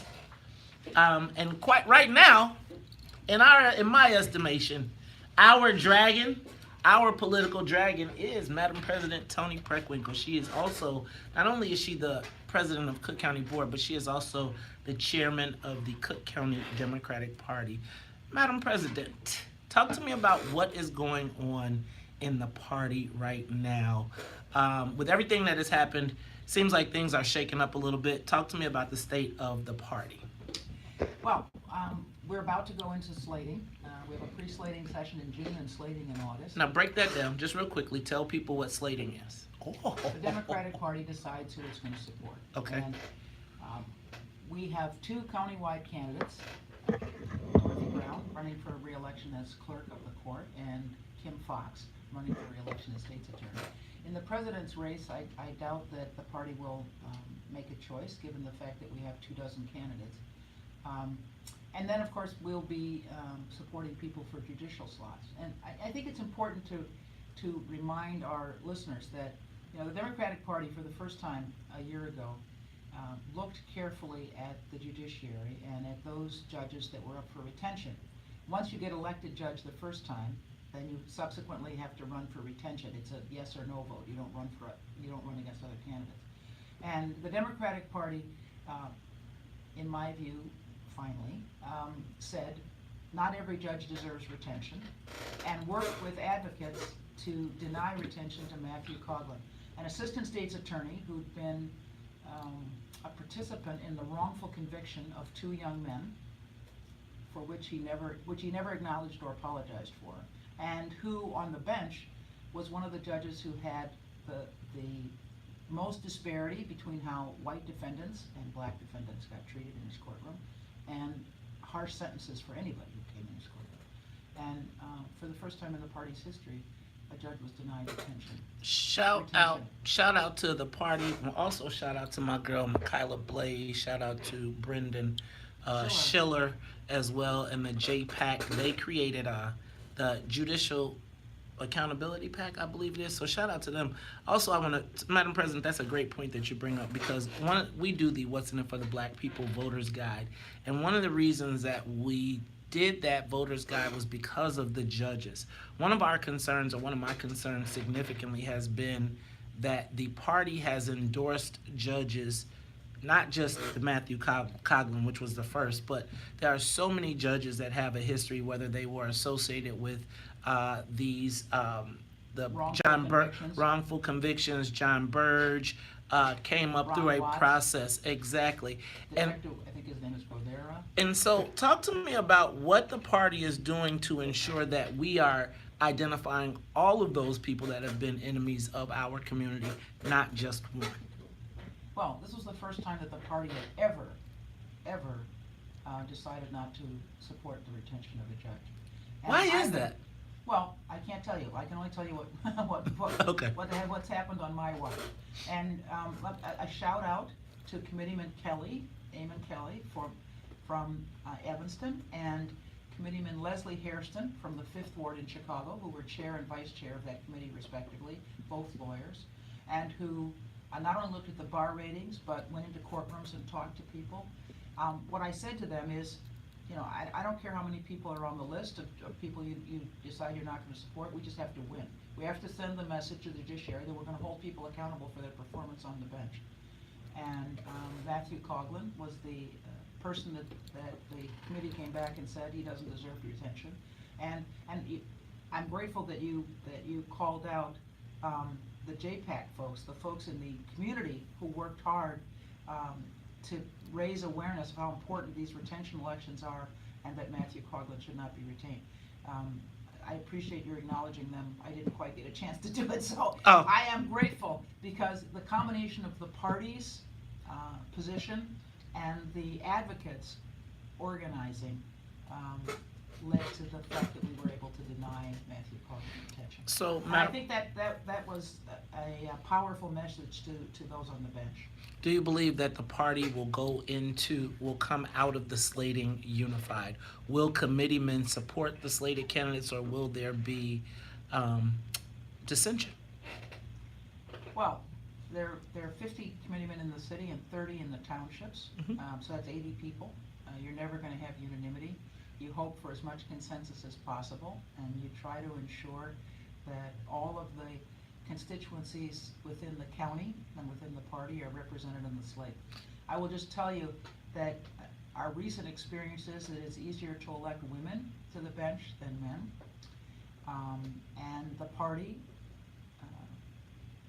has a challenge in terms of being sure that all of its candidates are supported across the board. And you know, Todd has been a committeeman, and he can tell you that sometimes at slating, not everybody concurs, and there is dissension. One of the things that's happened over the last number of cycles is that the slated candidates have become more diverse by gender and race, and as a result, there has been more buy-in. Particularly when I first became a committeeman in 1992, I never supported all the slated candidates because there were very few black people represented. So we're going to talk about it when we come back, because I want to talk about this whole slating process, and are there different rules? Do the white people get to do something different than the black folks? Do they get to stay on? Do they get to get off? And also, will you be supporting Dorothy Brown this go-round? We'll talk about it all when we come back. It's Talk Chicago 1690. Live from the WVON newsroom, here's our news now. So, with the committeemen right now, so I'm hearing there's a lot of dissension as it relates to, like, let's say, water rec. We're saying that there's dissension. I'm hearing that Lorna Probst is going to be going against Tim Evans. That's not a slating process. Yeah, that's behind the scenes. But I guess my question would be, does the party have the ability now to enforce its will? I think in the last couple cycles, we got. Can I move this? Yeah, in the last couple of cycles, we got more than 70% of our candidates supported. As I said, we had more trouble electing men than women. And just honestly, it's more of a challenge to elect black men. Yeah.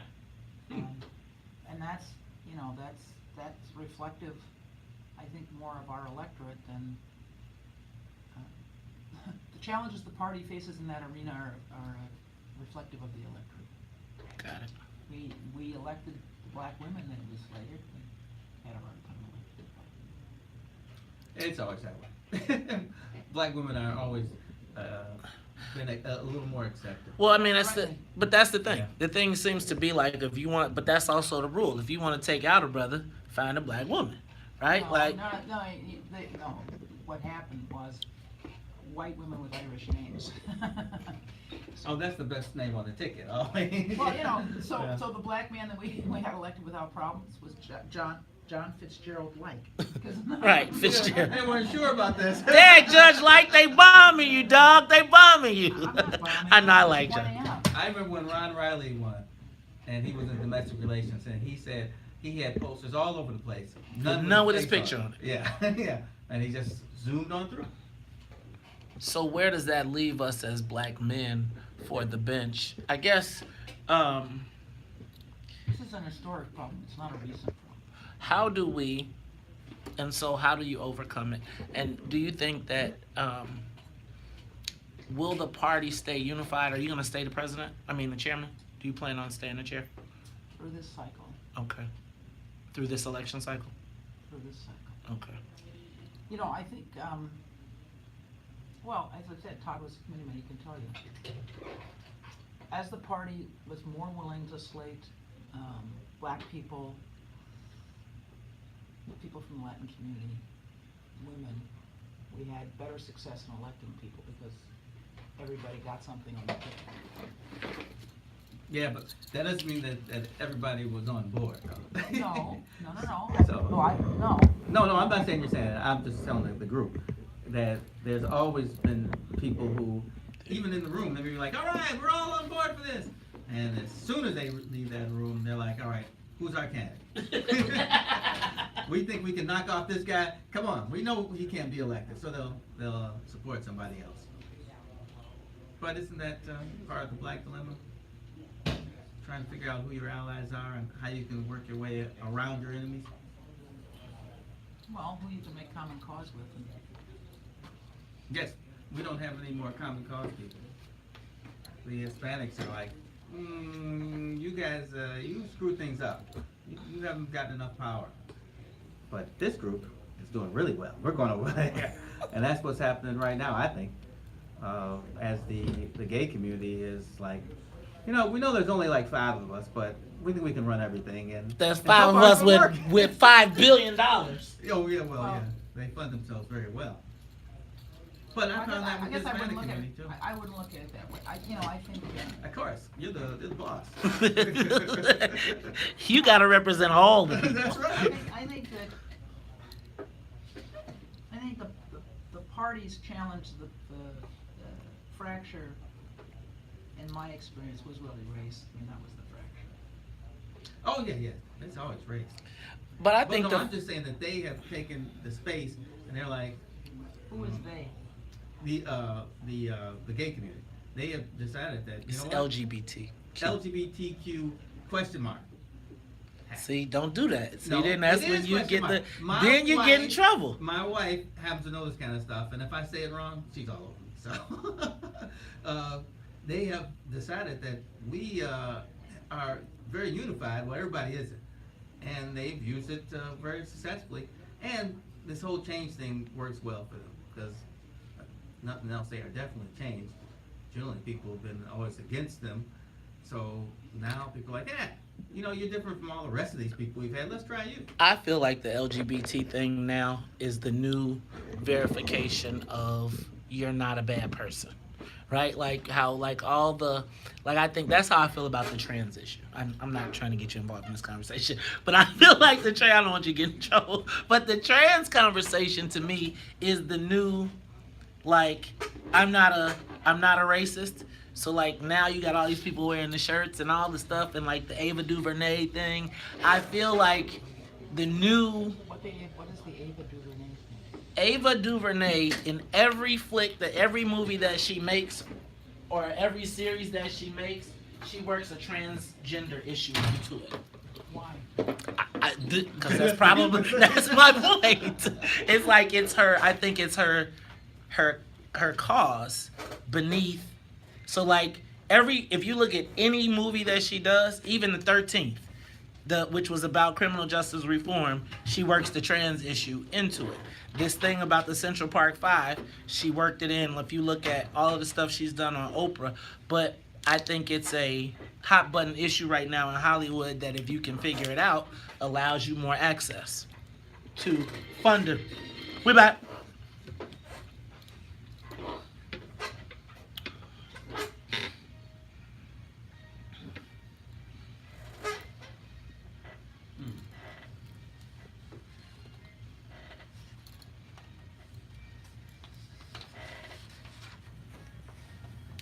You are tuned in to Talk Chicago 1690 AM. I'm your host, Maze Jackson. It is Black Music Month. That's right, and we are celebrating music innovators from the great city of Philadelphia. Now, it ain't really that great, though. Oh, we're in Philadelphia? No, we ain't in Philly. We in Chicago, man. No, I mean, that's why we heard so much OJs. Hey, man, I'm going to tell you what. I like the Philly sound, but no sound is better than the sound of Chicago. And there's no sound better than the WVON morning show. That's right. You heard me say it right here. Didn't Barry White come from that Philly sound? But either way, go, man, go. Hey, man, if I ever, you know what, I'm going to tell you, do you know my son's voice is deeper than mine? And he is only 13. That doesn't surprise me, Mace.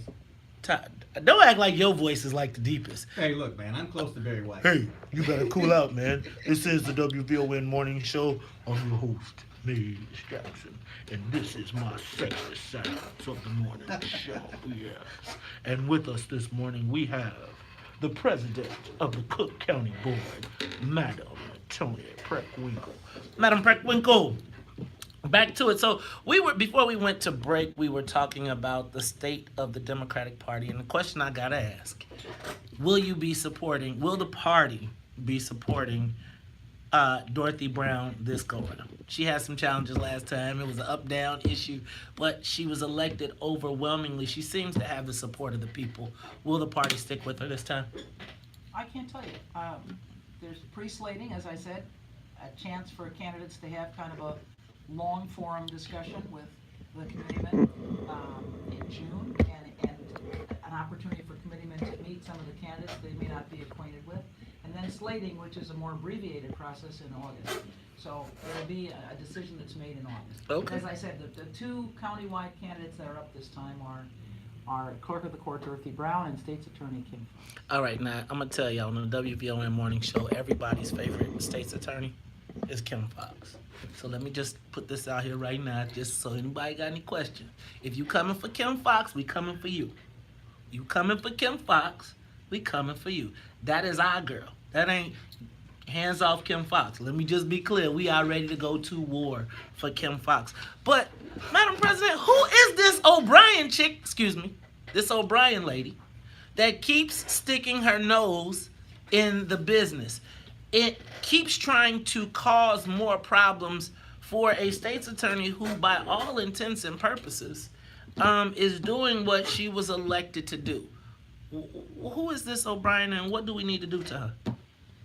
Well, I'd like to focus first on the things that Kim has done. Okay. Because I think it's important to remind people of the work that she's accomplished over the last 3 years. She ran on the promise of making our criminal justice system more fair to everyone in the county and to holding the police accountable, and she's done that. One of the things she did was to raise the threshold for retail theft to $1,000 from $300, so that fewer people would be charged with a felony for shoplifting. Anything under $1,000 is a misdemeanor. 50 people have been exonerated who had cases tied to Ron Watts, the corrupt CPD sergeant in the second district, who planted evidence on people, basically railroaded people, right? Innocent people into jail. 50 people. She's been the only prosecutor's office to make data available on felonies, what happens to people when they come into felony court, so people can see, frankly, racial bias and judges who impose harsh sentences. She declined to prosecute low-level marijuana possession cases even before we got to this legislation about expungement. She's worked with the public defender to be sure that we have low-level offenses, people are released on their own recognizance and not cash bond.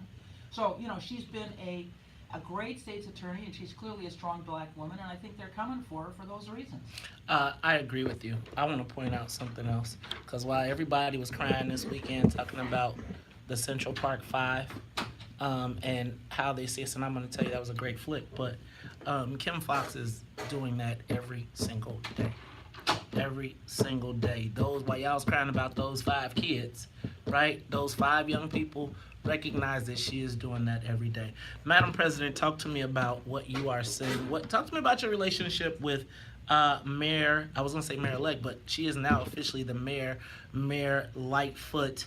I don't want to put you in the jam and say, how do you think she's doing? Talk to me about what happened with Ed Burke and her call for his resignation, and just your thoughts on what this whole Ed Burke thing, how it unfolded, or the federal indictments. Well, first of all, I met with the mayor on I think the 13th of May, the week before inauguration. We talked about a number of things, particularly about the ways in which we might work together. And one of those, of course, that is a great concern to me is, and to her as well, is the violence in our city. And we had, the county and the city had been working together previously, and I assured her that I was going to continue to try to work together with the city around that issue. This is one of the biggest challenges the city faces. You have to understand that the overwhelming majority of the people who are being murdered are black folks. And this is a challenge that faces not just the black community, but as I said, the city as a whole. Because the trauma impacts not just the immediate families of those who are killed and those who are shot, but all of their neighbors, and it has a terrible ripple effect. Our health and hospital system has reported, if you look at a block in which somebody's shot or somebody's murdered, what you see is folks coming in afterwards who are struggling with the trauma coming into our healthcare system, and you also see people who are impacted kind of not just in that immediate block, but in that larger community. So when we think of the shootings and the killings, we have to understand that it impacts more than that individual's family, and impacts the community as a whole. And our health and hospital system is focused on trying to help those who come into our emergency room who've been shot to change the arc of their life with a program called Healing Hurt People. So is she going to help you with that? Are you guys going to work together on that? What are the things you all will work together on? Well, violence is clearly one of them, and I read in the paper that this is a concern of hers, and that she's going to call the police in every Monday, accountability Mondays, to see where we are in struggling with the violence issue. Yeah, it has to be a broader approach, and I hope that's what she'll take. We have to involve the community-based organizations that do the anti-violence, anti-recidivism, restorative justice work, as well as the public health entities, because this is a public health crisis and not just a public safety issue. So it's sort of 3 components. It's the police, it's the community-based organizations, and it's the health professionals. That has to be the constellation of people that are engaged. Got it. Longest serving senior alderman Ed Burke, 50 plus years, was caught on a federal wiretap asking about did we land the big tuna, that things would not make the agenda if the cash register did not ring. Mayor Lightfoot called for Ed Burke to resign prior to his trial. Thoughts on should Ed Burke resign or not? Well, back in January, after the first indictment, I called for his resignation as chair of the Finance Committee and as alderman and committeeman, and I stripped him of his chairmanship of the slating committee for circuit court judges. Okay. So now let me ask you another question. Are you seeing how they are? How do you think the mayor's interaction with city council is going? You are a former alderman. You are in support of aldermanic privilege. I want to be clear. I'm in support of aldermanic privilege too. Talk to me about how the impacts of Ed Burke can be leveraged against the city council as you see it. Well, let me just say, I mean, the reason I support aldermanic privilege is because I was an alderman.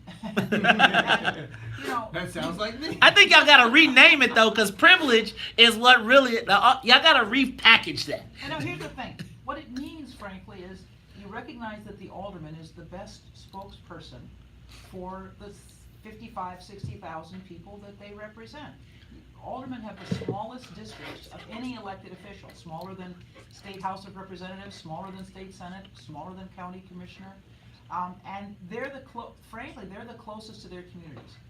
And they're the best able to speak for their communities. You know, one of the things that happened, there's a lot of discussion, for example, about aldermanic influence on liquor licenses. One of the first things that happened to me when I came into office was people came in and wanted to work with me to shut down liquor stores, which were, you know, a real nuisance, especially along 47th Street, where we had one tavern and on-sale place after another. And so we worked in our office with the community to try to shut down as many of those places as we could. And that's, the people who know about liquor licenses and where they should be and where they shouldn't be are community residents and the aldermen. So the idea that that's something that should be transferred downtown, for example, I think is a really bad idea.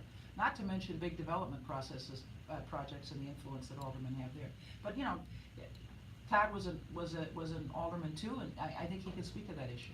You know what? When we come back, go ahead. No, You no, I'm finish. just kidding. Go ahead. Oh, well, no, yeah, I mean, I totally agree. There were a lot of things that people wanted to do in the ward, but it didn't seem to make sense, and if they just gone through the process, it would have opened up. And for me, it was like gas stations. People wanted to open a gas station every 3 blocks, and, you know, a little grocery store contained to it also.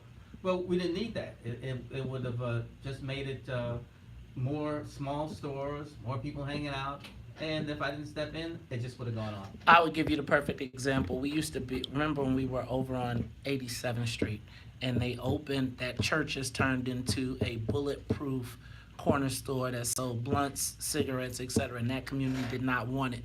And imagine trying to sell that to someone downtown who's like, you guys say you're hungry all the time. We got your food store. Right. I think what we have to do, you all, is really think about not throwing the baby out with the bathwater and not letting Ed Burke define or be the catalyst for which we give away our political power. Oh, also, when the president and I were there, we had a planner in every ward. Let's talk about this. We'll talk about it more when we come back after traffic and the weather.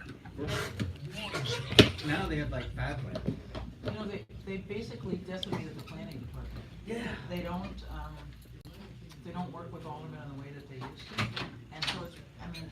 We had a real relationship with our planner. Yeah, so did we. You know, somebody we could always go to when we needed things done. And Right. I don't And they expected it. They're like, hey, I'm glad you called. We were thinking about this. What do you think? Yeah. Yeah. I don't know when that happened, but I think it's made it much harder for aldermen to do their jobs and for the city to work, you know? Well, I think there's always been, well, not always, but in the last 20 years, there's been a lot of cutback in city departments that people don't notice because they don't have to deal with them. But when you're the elected official and you go back and say, well, we got rid of those guys, Right. it slows things down. People expect things at a certain pace. It doesn't happen anymore. Yeah. Just too hard? I think we're in a time in which it's kind of standard operating procedure to rag on government workers, and so. Oh yeah, I'm not certain that it was always that way. Probably. I think it's more easier pronounced. now, though. It's easier now. It is because with all social media, you can jump on and just say anything you want, and people can pile on. Yeah. And you know, But people don't understand because they don't see the effects always, how important it is to have, you know, each ward have somebody they can go to in the planning department to get things done for them, you know? The south suburbs, I would say if the south suburbs needed anything more than regular old money, is if they could have a planner. They need more planners. That is, because they're so cash poor. Right. They can't afford Resource things poor. like that. Yeah, I mean, well, that's one of the things the county's trying to do. We're trying to work with the South Suburbs to have an economic development entity there that would do some of the, fill some of the gaps that are created when people don't have resources, don't have the capacity to do the work. Right. So, and that's a real challenge. Madam President, Yeah. can we get a quick minute? Sure.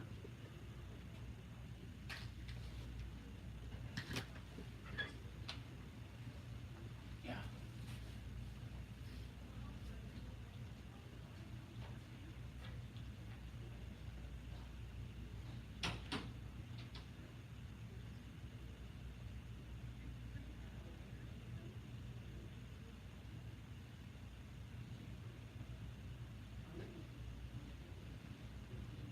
Black man. Hey, how are ya? Excuse my seat, sir. No. How's the world treating you? Man, see, this is a new thing. I'm starting to see more people with vests. I gotta go out and find. Well, I don't think I can't fit anything that would have a vest on. I have to find something new. I gotta join the hip crowd. Congratulate you. Oh, thank you. How's your son, by the way? I knew you were gonna ask. How old is he? He is 20. He's majoring in sound engineering. He's almost old line. So I'm gonna work out to get him down here. That'd be cool. We'll come down and see you. All right, we back. We love it.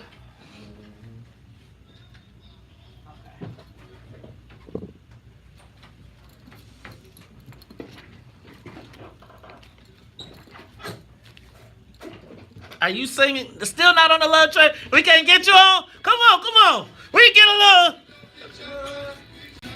Let's get along. Come on, y'all.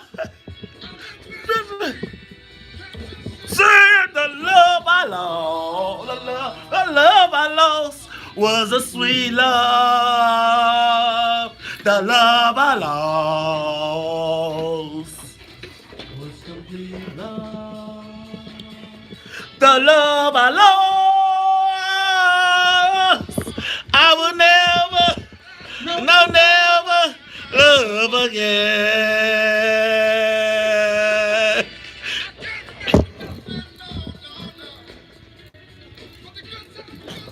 Sure, boy.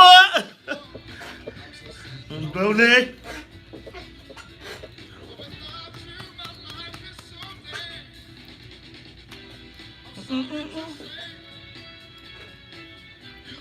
Your way and I'll go my way.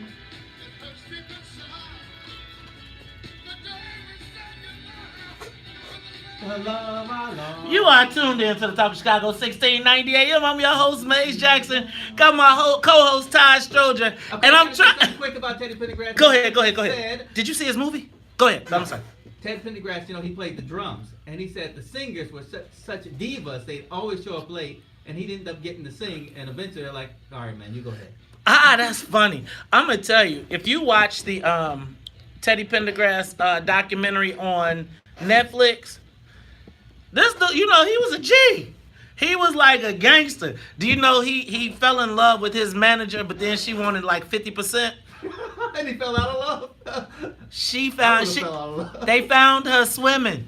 What? She was dead. She wound up dead. I'm telling you, gotta watch the Teddy Pendergrass. Look, did I kill the movie? Yeah, you gotta watch the Teddy. What's going on? That's probably why he had the car crash, bro. I'm saying God come back around on you real quick, fast, in a hurry. But look, y'all, it's the WVON morning show, and we got former I got Cook County Board President Toni Preckwinkle. Look, y'all, I got two presidents in the building right here, former and current, and y'all, I want to know from both of you all, because I'm a studying black political power dynamic.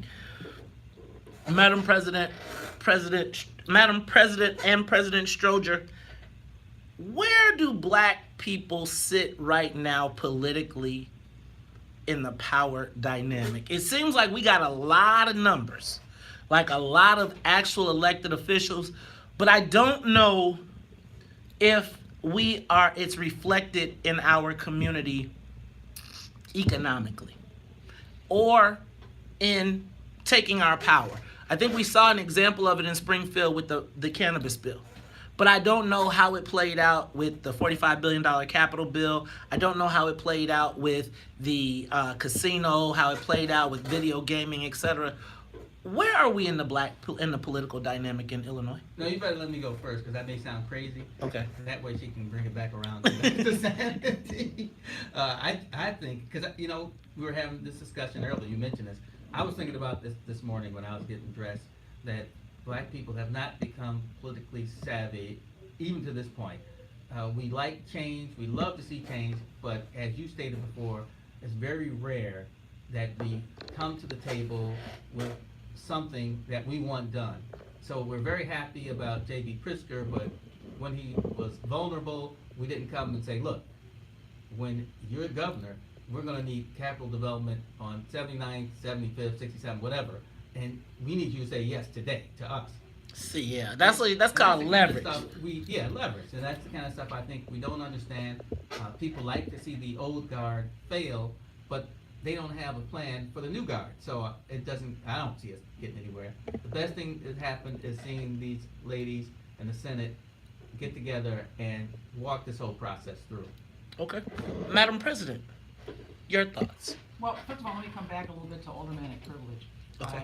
Todd and I were both aldermen, as well as president of the county board. And I think we know the importance of aldermen standing up for their constituents. Let me just say, though, that there's one part of it that I think is important to recognize, and that is that we need to be sure that aldermen are working only for their constituents. And we should eliminate secondary employment. Nobody should have any outside job except being alderman. Because given the breadth of aldermanic responsibilities and the way in which aldermanic prerogative works, it's really important that you know that your alderman is working only for you and not for other, not for clients, So I think that's a really, and this comes out of the Ed Burke discussion in part, but it's something that I always believed. And when I was elected alderman in 1991, I quit the job that I had, and I never had any outside employment. And I think it's really important for aldermen to serve only their constituents. So let me just make that a bookend to our previous discussion. So let me jump in right there before we do it. I just want to point out that typically is a white people problem. So for all the black folks that's running around screaming, we don't want no more aldermen, not aldermanic privilege, we don't want y'all working for nobody else. Most black elected officials that I know, at least at the city level, they aren't lawyers, they aren't attorneys, they don't have side businesses. And when they are attorneys, half of them don't practice. Exactly. What they don't practice, because that's all right. So, Madam President, because we only got 2 minutes, I so think that's exactly the point. This is not so much an issue in the black community, but it's an issue for the council, and it's really important for the council to address it.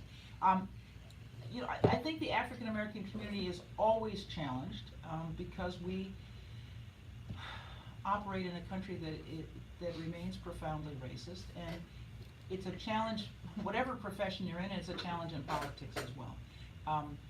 But I think we have to figure out, as Todd said, we have to figure out what our interests are and to try to hold our elected officials, whoever they are, accountable to our communities. Madam President, and you are obviously, as the county board president, you have the responsibility of a very diverse county. But who talks about, like, I know that there's LGBT specific advocates, they could care less about what happens to anybody else. There are union advocates that could only care. Who advocates for the interests of black people without diluting it, without saying, adding another group, the brown people got their own caucus? Who right now advocates for the interests of black people without feeling like they gotta take care of somebody else, in your estimation? Well, let me just say, the things the county does impact tremendously our community.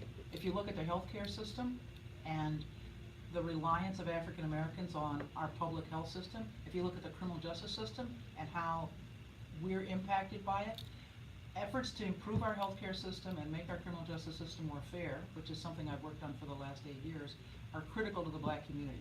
And in particular, what's critical to the black community is that we have a strong state's attorney who's committed to fairness and equity in the criminal justice system, and that's Kim Fulton. And I gotta stop you right there. Hey y'all, that is Cook County Board President and Chairman of the Cook County Democratic Party, Madam President Toni Preckwinkle. She told us she'd be back. I was like, campaign promises, promises. And guess what? She kept them. So look, y'all, we'll look forward to talking back to you again next month, Madam President. Thank you for your time. You got anything else you want to say before you go? Thank you very much for inviting me. Thank you, and we'll look forward to talking to you next month. It's the WVON Morning Show. When we come back, is the white media instigating a black power war, civil war? We're going to talk about it. What's John Cass doing talking about our people in our neighborhood, trying to start some mess up? We'll talk about it all when we come back. And you know Cass is my boy. But hey, John, wrong one. Wrong one. He went after Elsie in the column. Wrong one. I thought that was.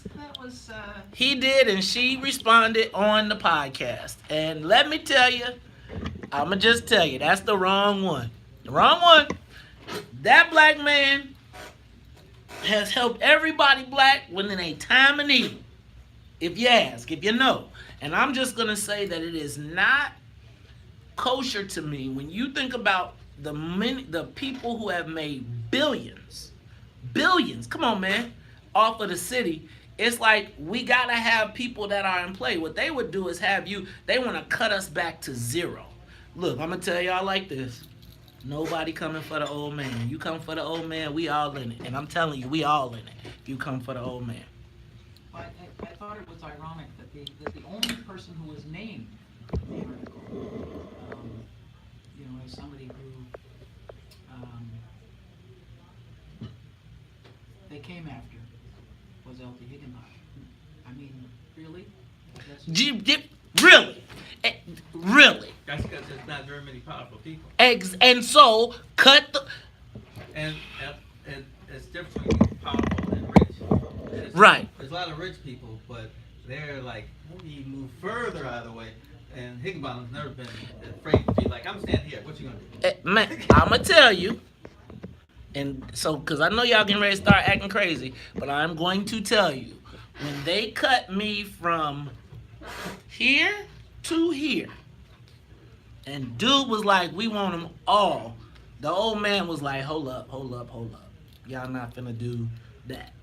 And I'm going to tell you that has been a story for so many black people. And even all the people that dog him when they don't need him, when it's time, if somebody is coming against a black person, money, troops, resource, whatever it takes. And I think that the challenge is if you knock him down in our community, then we really have no defense. Because the other guys, they just pretend. The other guys is like, I'll write you a check, but don't tell nobody. You gotta be careful when the white folks start singling out black folks. Remember when I told you, we don't allow people to pick our leaders. We gotta stop allowing that.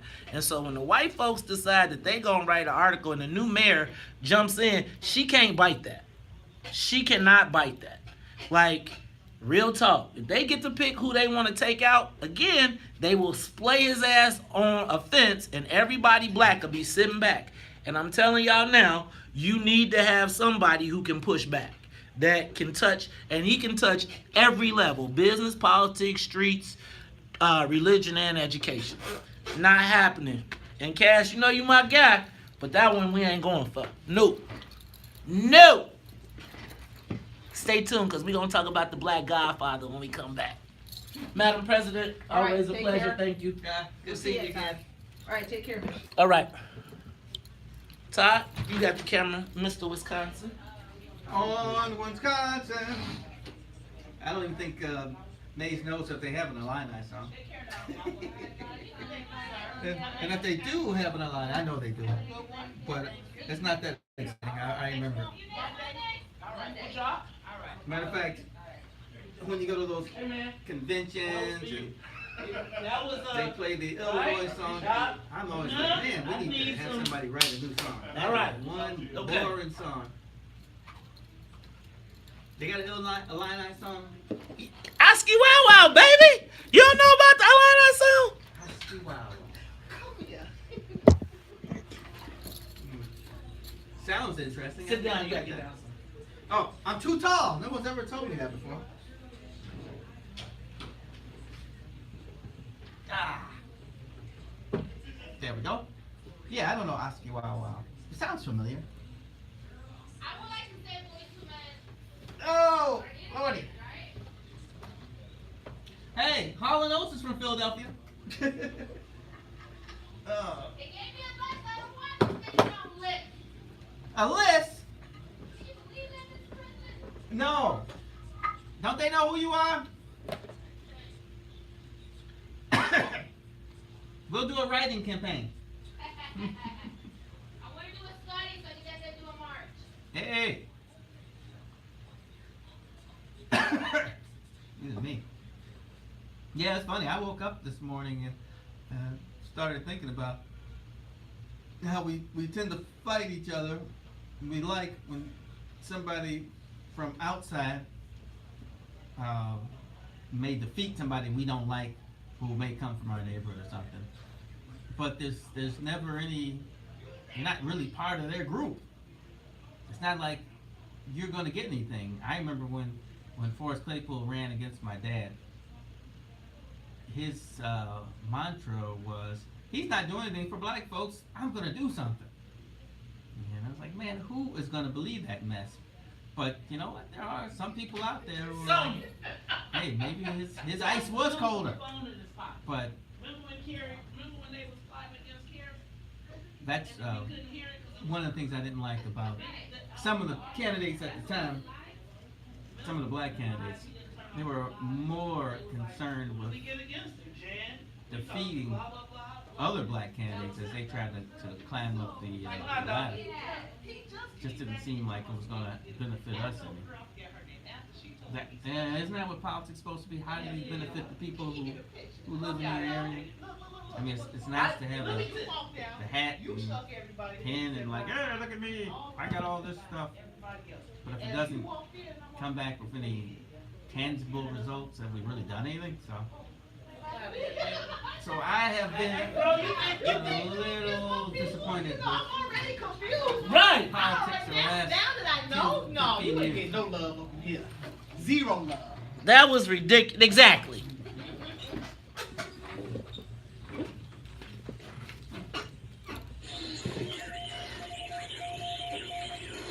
You're listening to The Morning Show with Maze Jackson on the Talk of Chicago, 1690 Rise and shine. Rise, ye mighty black Wake up. men. Huh? Oh, no, I was just doing some poetry. Wake up!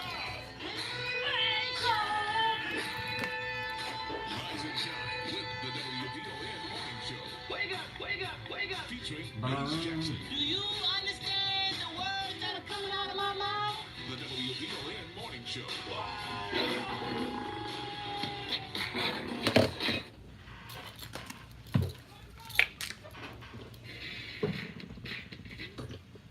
Motown Philly back again.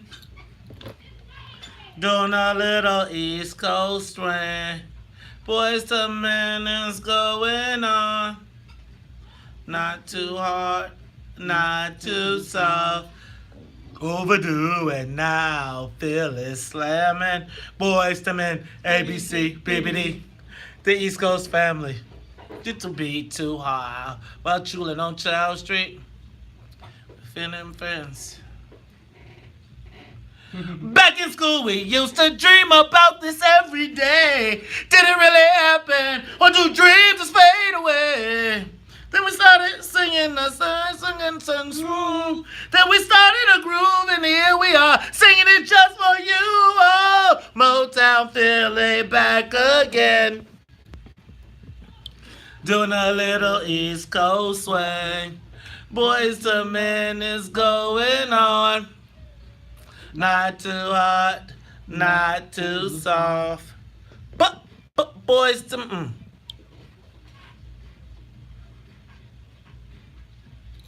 You know the mentality. But I was young and smell. Ba-da, dum dum dum da da, dum da da da. Live and direct from Philly town. Up and we're gonna get down. We are ready to roll. Listen. Back in school, we used to dream about this every day. Didn't really have a new dream just fade away. Then we started singing some smooth. So we started a groove, and here we are singing it just for you. You are tuned in to the Talk of Chicago, 1690 AM. I'm your host, Maze Jackson. Got my co-host, Todd Stroger, in the building. Todd, what you know about Motown Philly? Uh-oh. Hey, I know that. Not too hard, not too soft. It's like when the guy asked about how I didn't know Biggie. Well, yeah, I know Mo Money, which is a really great song. And I know, what's the other big song? What's Mo Money? What is Mo Money by Biggie? Isn't that the name of the song, Mo Money? You talking about Mo Money, Mo Problems? That's Yeah. actually Mace. Well, it doesn't matter, because Biggie is the one who really stands out in the whole thing. Even the whole thing is good. But I don't listen to that because that's not what I listen to. I didn't listen to the things where guys were selling drugs and doing stuff because I wasn't interested in that. You weren't Todd? See, that's your problem, man. You need a little. That's my problem. You need a little right there. edge. I You wasn't need a little interested in edge. people selling drugs. No, but you should have known what was going on. All right, y'all got to say what's up to Oh, the you rest mean of I should have walked out my house and to the end of the corner to the apartment building that had been taken over by the drug dealers? the Carter. Y'all had the Carters. We just trying to stand there. For all the people standing outside while I was just trying to make some money to feed my daughter. No. The door was open. There was never anybody outside, but that door was wide open. I mean, like it wasn't there. Ah, you could just walk in? Yep. Walk out? One-stop shop. All right, y'all, let's talk Chicago, 1690 AM. I'm your host, Maze Jackson. It's the top of the hour. You know how we do at the top of the hour. Got to say what's up to the WVON morning show team. What's up to Annette Flournoy in the newsroom, as well as the Wonder Twins. That's right, Sonia Escobar and Sonia Tompkins. Y'all, I have I believe right now that we are watching the instigation of a black power struggle being instigated by white folks. So let me be. Is this called Divide and Conquer? This is called Divide and Conquer. So right now, we have in Chicago the most powerful person in the mayor of the city of Chicago, Mayor Lori Lightfoot.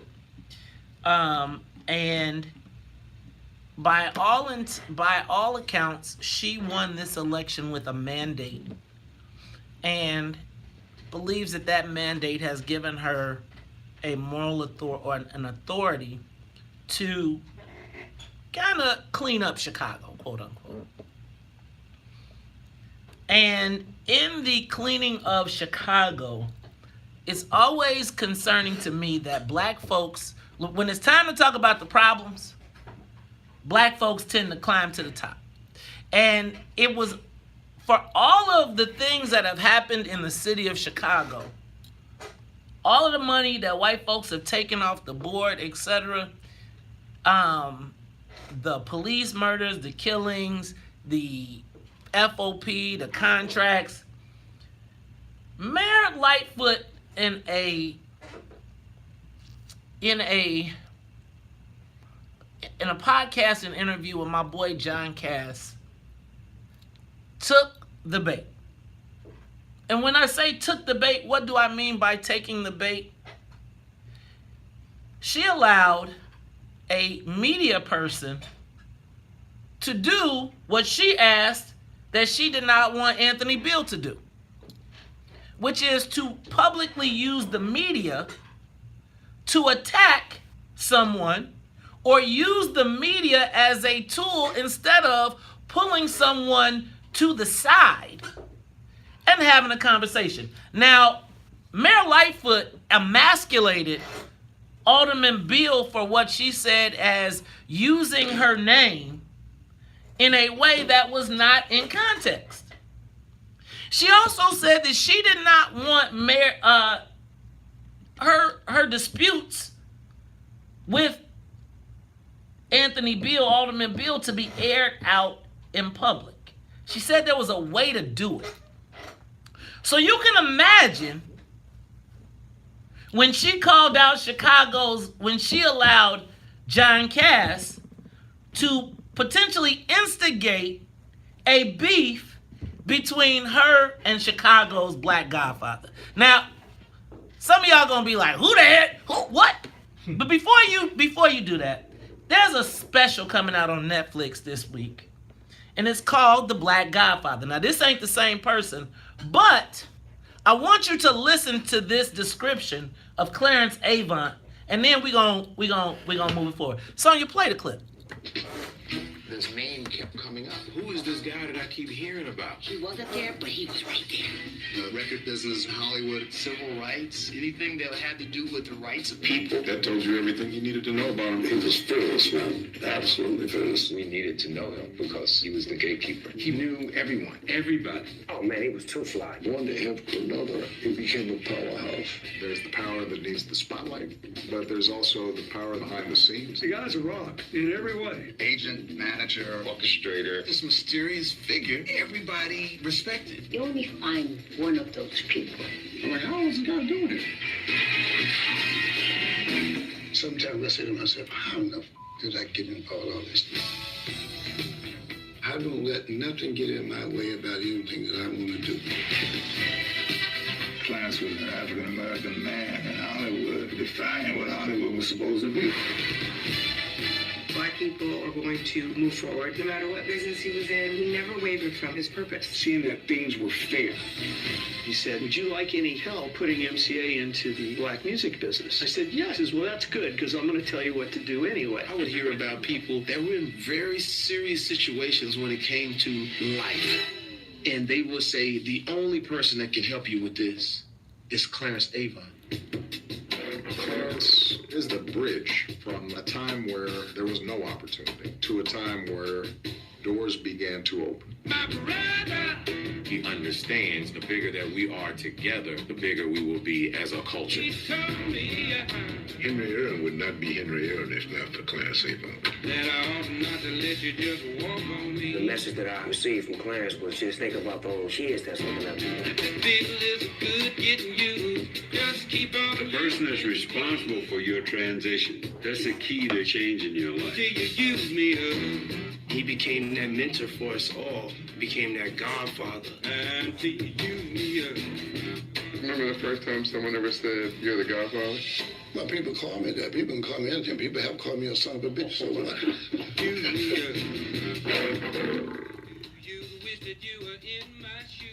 Now, you look, y'all, when we come back, I'm going to break down Chicago's Black Godfather and why we can't afford to let white media instigate a power struggle between two of the most powerful black people in the city of Chicago.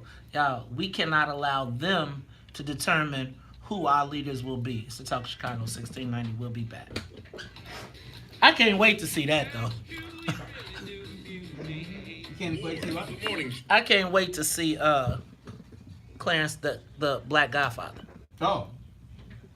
But was that not a perfect description of Elsie? That was a perfect description. Yeah, he's involved in that, everything, and everybody goes to see him. I went to see him. I haven't seen him in a long time. I mean, I would run into him at St. Ignatius Affairs, but I haven't gone by his office. Maybe I'll go by just to say hello.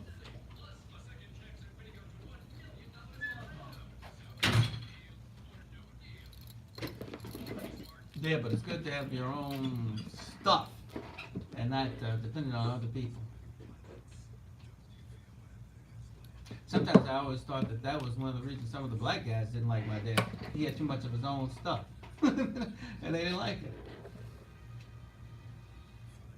it. Paula, you know what? You about to blow me.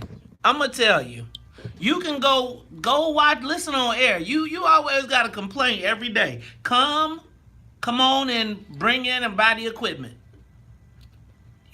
I swear to God, I get tired of every day I look up and somebody got a complaint. And they be the first ones to complain about everything and they ain't putting nothing on. Come on. Jesus freaking Christ.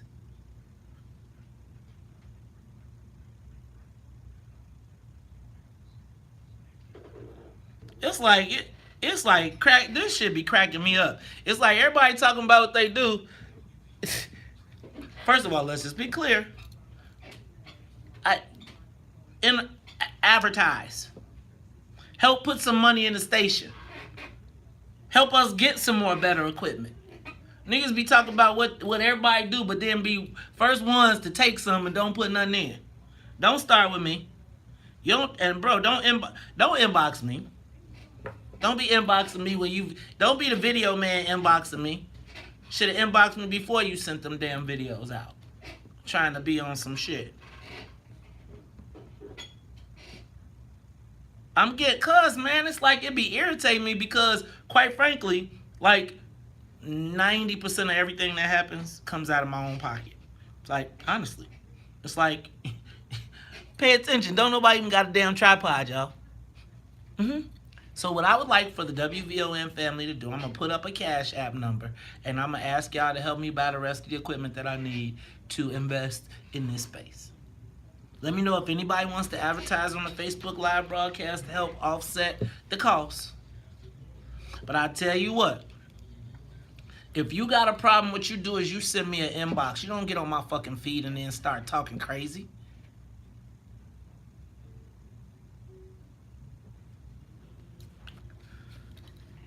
Getting tired, man. Y'all gonna wear me out.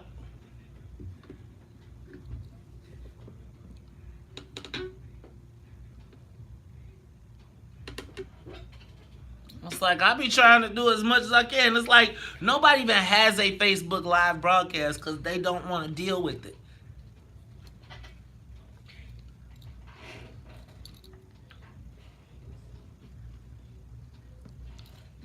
You are tuned in to the Talk of Chicago, 1690 AM. I'm your host, Maze Jackson. Got my co-host, Todd Stroger. And Sonya, can you do me a favor? Because, I was talking about this podcast. I was describing the Black Godfather of Chicago. And here is what John Cass and Mayor Lori Lightfoot had to say about him. In case you don't know who I'm talking about the OG, the guy that has helped more black businesses, more social service agencies. When they say to those much is given, much is required, man, all you got to do is be there on a Friday afternoon to see how many people come for aid and assist from this brother from the top to the bottom. And this is what John Cass and Mayor Lori Lightfoot had to say. You questioned the relationship between City Hall and Eastlake Management. Its principal, Elsie, I Leverage Daily Higginbottom, who's now, I think, now an investor, a big-time publisher of... Sometimes the reader.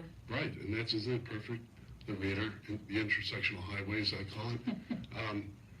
What do you make of it now? What do you see? Do you see Elsie?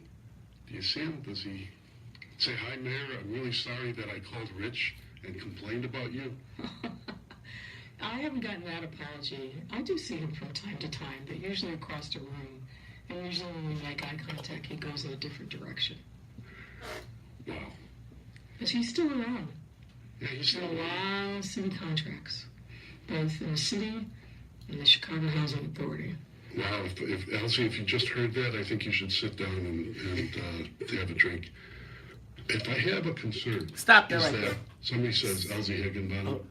Keep playing, I'm sorry. Or did you stop? You know who he is. Mm-hmm. Somebody says the Duffs, you know who they were and are, right? Mm-hmm. But I wonder if enough of your staff, and they're young people, and they're aggressive, and I want to stop that right there. So, in case you don't know who that was, they were talking about LZ Higginbottom. And when I played the clip of who is the Black Godfather in Chicago, I'm going to tell y'all that I believe that LZ Higginbottom is the Black Godfather of Chicago.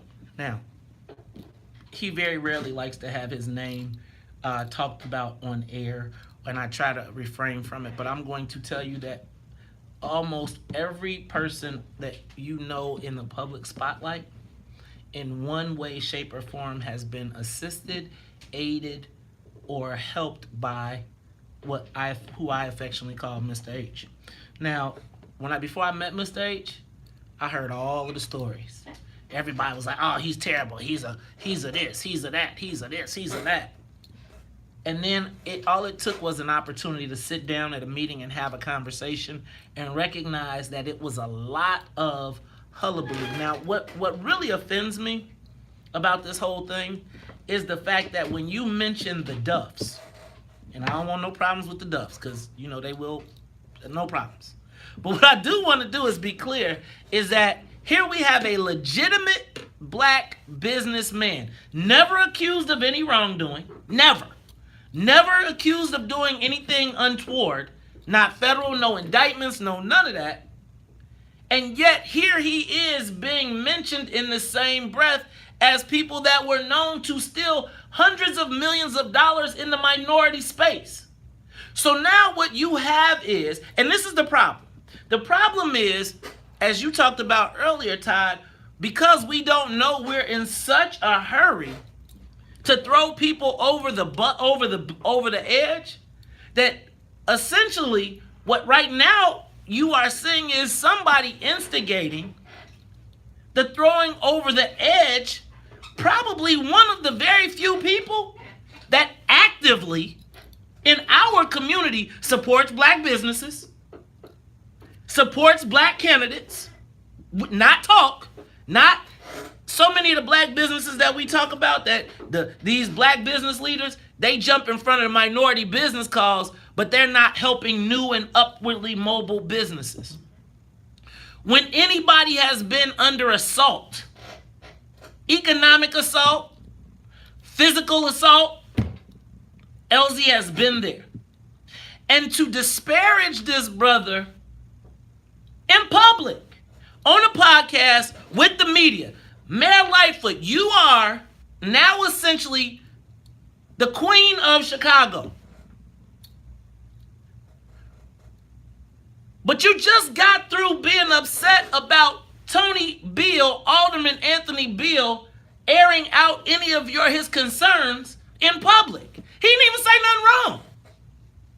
He just said, "Hey, we got some power, let's organize it." He got slapped down.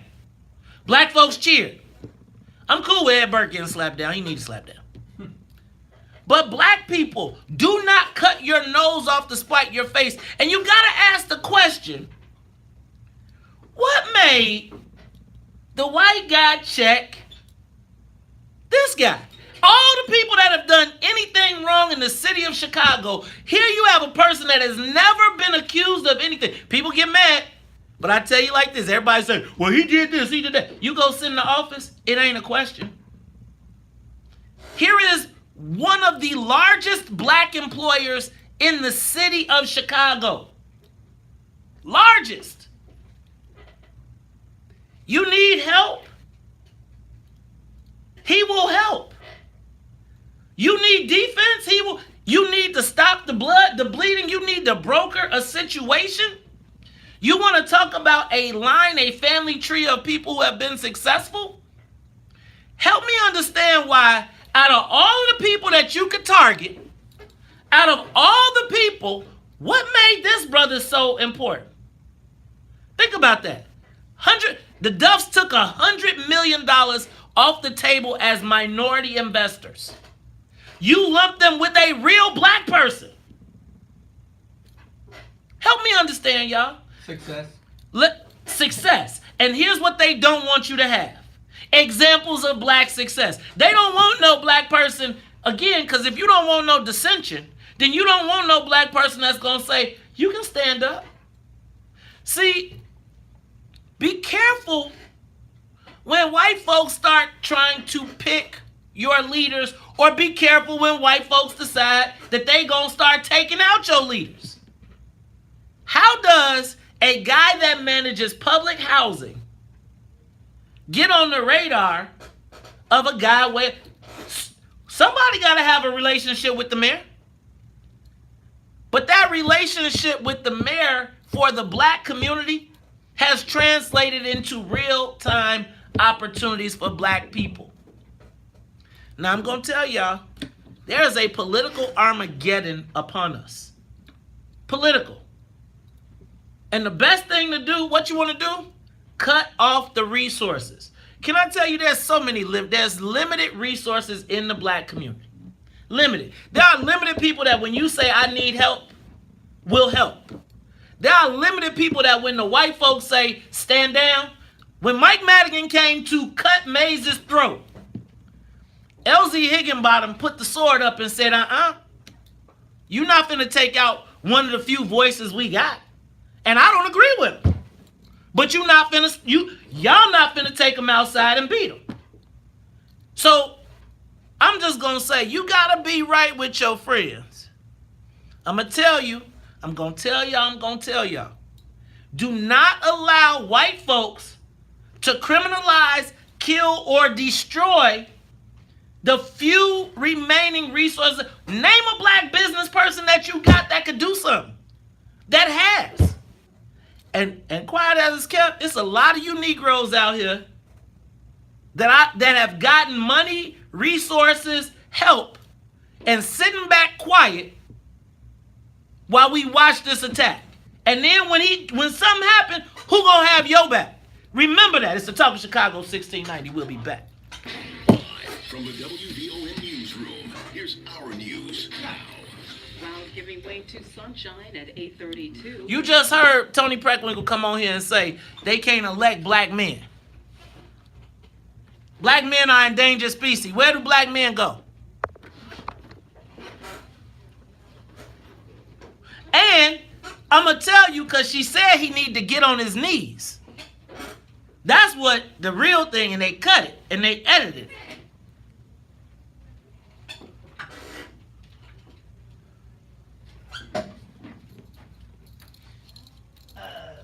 Yeah, I'm with you, Mesa. You got to get in the camera and talk this one. I'm with you, man. No, go over there. No, What you doing? Huh? I got to plug this in. Okay. So, Todd will be coming back to explain. Why be crazy enough to be with you? Like, I'm going to tell y'all, you got to ask yourself, why did they single? So they said the Duffs and they said Elsie. We need to get him on for you then. Who? I can't pronounce his name. Yeah, he need to come on. Absolutely. You can text him, see if he got some time to come on right now. Tell him to call in. He ain't going to call. Yeah, He's not going to. He's not that because here's the thing. To me, he shouldn't have to call and defend himself. Not honestly. Not with all these niggas. Let me tell you. Don't have me go down the list, because I could tell you. Everybody from freaking Bill Clinton all the way down to... do y'all know how many people whose rents he pays? Do y'all know how many social service agencies that when there was no money for Bruce Brown and they didn't have to pay rent? Do you know how many people walk around here that are all up and down? He owns damn near every corner on King Drive. He has 15,000 units of housing under management. And really what people want to do right now is they want to use Lori to take him out of CHA, right? They want to use Lori to get him out of CHA and then use a Negro to bring in these people from Texas to manage these spaces. It's like what they want to do is erode the power base, and the only person right now, like when you talk about the BLC, none of them niggas help nobody. They don't help no damn body. They help themselves. LZ is the person that if you go see him and it's real, he ain't gonna leave you hanging. And to me, like all of these people that supported Lori Lightfoot, Jesse Jackson better have his ass over there checking her. Jonathan should be hollering at her. All of these people that was Willie Wilson, I'm saying, like, where y'all at? I don't believe that this is an LZ fight. I think that the white folks decided, hey, we finna take out the baddest. It's like the Black Wall Street. We gonna take the rich nigga out. Take the rich nigga down, and he got too much over there. Now, I'm gonna tell you, he could have been quit. He got enough money to never see none of us again. And quite frankly, Lori Lightfoot can't even touch him. She can't. But it's a disservice to us if he goes away. That's true. Because I'm going to tell you, ain't no Negroes. The Negroes will let him go, and then we don't have nowhere to go. Nowhere. There's nobody black that kicks them. If he picks up the phone, there's nobody that's not taking his call. Like, I'm talking about this dude can call. I've been in places where the mug be like, drop me off, and he getting dropped off at Air Force One. Like, when and I'm telling you my examples, but even like, there are people, like, so many social service, everybody, but people like Leon, who, LZ has been independent of everybody. Did he have a relationship with Mayor Daley? Yup. But he turned that into something. But did he have a relationship with Bill Clinton? Yup. There's no no Democratic U.S. congressman or a senator, not none. No senator that he ain't touched. It ain't no congressman. Bro, and when I'm saying that you need someone who can get to somebody, that's him. That's him. Like, think about, like, when all the brothers started building these construction companies, like members that were returning from home, he would give them a chance. I'll hire your company. If your company messed up, that's why I be ticked off with COINTELPRO misleading people, right? Like, every project he putting you on until you fuck it up. Right now, like, the most active protester, he like, man, you said you want to do business? What business you want to do? You say you want to do lawn care? Guess what he'll do? He'll say, I'm giving you these 20 properties to cut. Go cut them. And I'll cut you a check if you cut them. You ain't got no equipment? Here, you can use my equipment to cut and make money off of my equipment that I got. Guess what? Where's all them niggas at right now? See, it's like, it's convenient to be, like, it's easy to make him the boogeyman when you don't know him. And it's like, it's easy. Before I knew him, I made him the boogeyman. He was the dude who went into Pat Quinn's office and was like, do y'all realize who y'all got here? Y'all trying to make this dude be a sign guy. This dude is one of the smartest political dudes in, not just black, smartest. And that was what made the Quinn, because he was Quinn's biggest donor. And he was like, man, part of mine is you can't have this dude just putting up signs. You wasting brain trust. We gotta figure out how to get him on the show besides defending himself for Lori.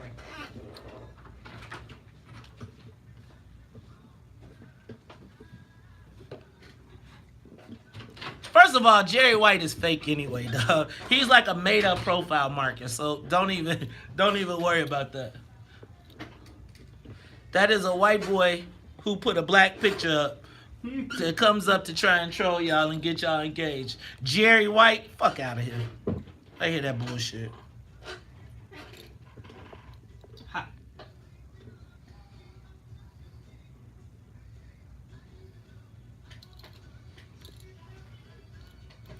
You are tuned in to Talk Chicago 1690 AM. I'm your host, Maze Jackson. Got my co-host, Todd Stroger, in the building. And Todd, you know what I'm talking about? My man, LZ Higginbottom. And I'm going to say it out front. You know what? And there's people that will call up and tell me all type of negative stories.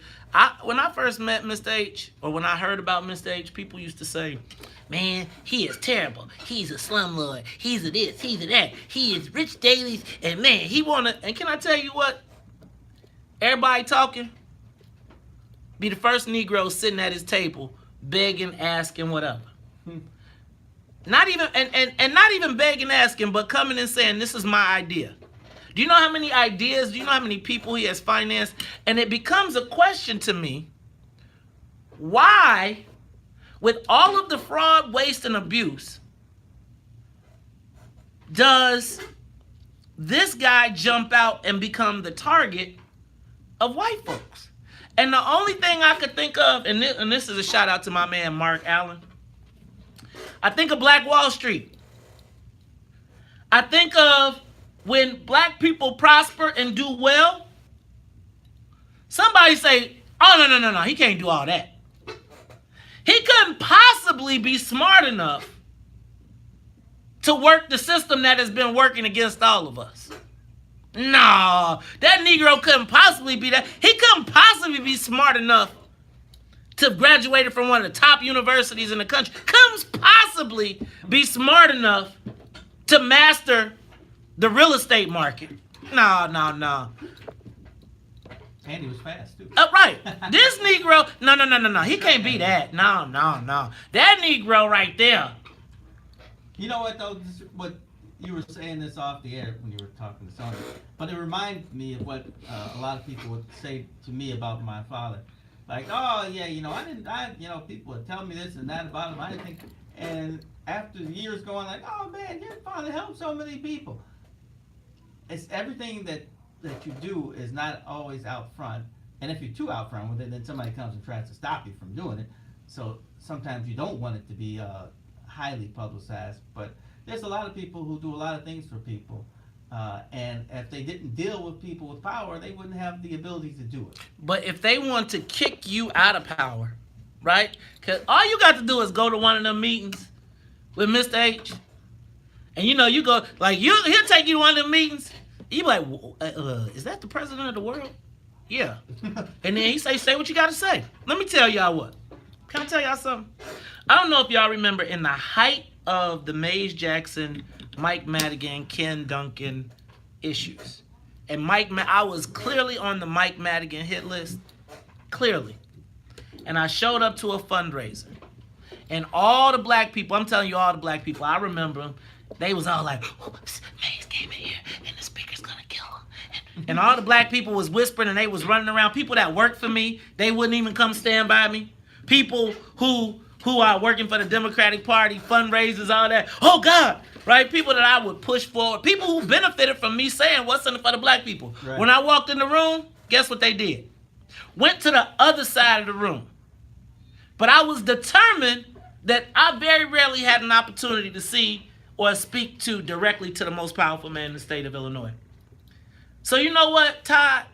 I got there and I got my druthers and I sat down. And then you know how it is when you plan to talk to the man, you're going to tell the man I'm going to tell the man. And then you get there and you be like, uh-oh, maybe not. You know that brother leaned up, he was sitting behind me. He leaned up and whispered in my ear and he said, say what you got to say, son. And he didn't son me. But he was like, say what you got to say, son. Right. And so I gathered my wits. I stood up in a fundraiser. And I asked the Speaker of the House in front of the most powerful people, money people in the state of Illinois. Mr. Speaker, you just gave that big speech, but can you please tell me what's in it for the black people? And as the Speaker turned beet red, and the fundraisers looked like, can we chop this Negro down and we gonna take him a lesson? And I'm telling you, they was making the move. The old man was right behind me. And all the white folks was like, you know what? There are very few black people that can stand white folks down. There are very few black people that can determine their own fate. Let me tell you, Mr. H it didn't pass me up that he owns the Sun-Times. Oh, but y'all didn't know that, right? No, it didn't. It didn't pass you up that I need to get he published the Sun. You missed the fact that when the Reader was about to go out of business, he bought the Reader and saved it. So now you want to take out the black publisher? When the black newspapers need to stay alive, when the Defender got kicked out of their building that the white folks are living in right now, guess what home they got? Guess who gave them a home? When every black activist who got on the wrong side of the party was looking for a place, people call up here every day talking about what they is and who they do as they are living rent-free in Mr. H's spaces. Do you know all of our people that have returned home with issues and the press has emasculated them? You know where they go? They go to Mr. H and they say, I need a place to stay. I need a place to get on my feet. And it seems to me, Why would the white press zero in on your most influential, powerful person in your community? Because when you ain't got no defense, then they can come do what they want to do to you. Mm-hmm. No, think about it. So I'm going to tell y'all, and I'm speaking to, it's a lot of aldermen out there. A lot. I done dropped off checks. Real talk. It's a lot of businesses. It's a lot of activists and actorvists. It's a lot of agencies. And maybe right now, before y'all allow somebody to come for one of us, because remember how I told y'all, since I told y'all, don't allow someone to come into our house and take some. If y'all got a problem, then we deal with our own problems. But we're not going to allow them to come in and take out somebody. Now, you know, it's a reason that they don't want you to have a vocal budget director. Right? It's a reason. They want to make some, it's a reason. But I'm just going to tell y'all, you have to be clear.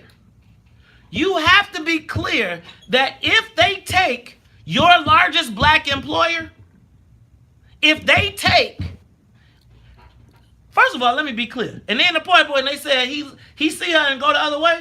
Clearly, y'all ain't talked to Mr. H. Because Mr. H don't bow down to nobody. Let me tell you, that's the man that come in and say, I don't care if it mays. I don't care how many white people in the room. They treat you as an equal. I don't want more, but they better not give me a little bit less. And the confidence that I have developed over the years in being able to have this message and share it with y'all and talk about the thing. Do y'all think I ain't never got no death threats? Do y'all think I've never had somebody say, you gonna stop talking about it? Shoot! I didn't have him call me and say, hey man, you might want to think about that. And I say, you got my back? As long as I'm there. But the point is, there has to be someone that we can count on, someone that we know that when these white folks come with all of their resources, that can stand up to put the sword up and say, you don't want none of this over here. You can go control the north side, but y'all not coming taking nothing out of our neighborhoods. Hey, y'all, it's the Talk of Chicago 1690. When we come back, I'm going to take some of y'all calls, and then we're going to wrap this thing up. More of the morning show. Go ahead, Todd. Coming up on the Talk of Chicago 1690. There's definitely something to protecting your own and yourself. And I don't think we do a very good job of that. We all seem to be so disconnected. And in that, when we get into fights, it seems like we're fighting by ourselves. All you have to do is be there when all the Negroes who talk all that smack. It changes super fast.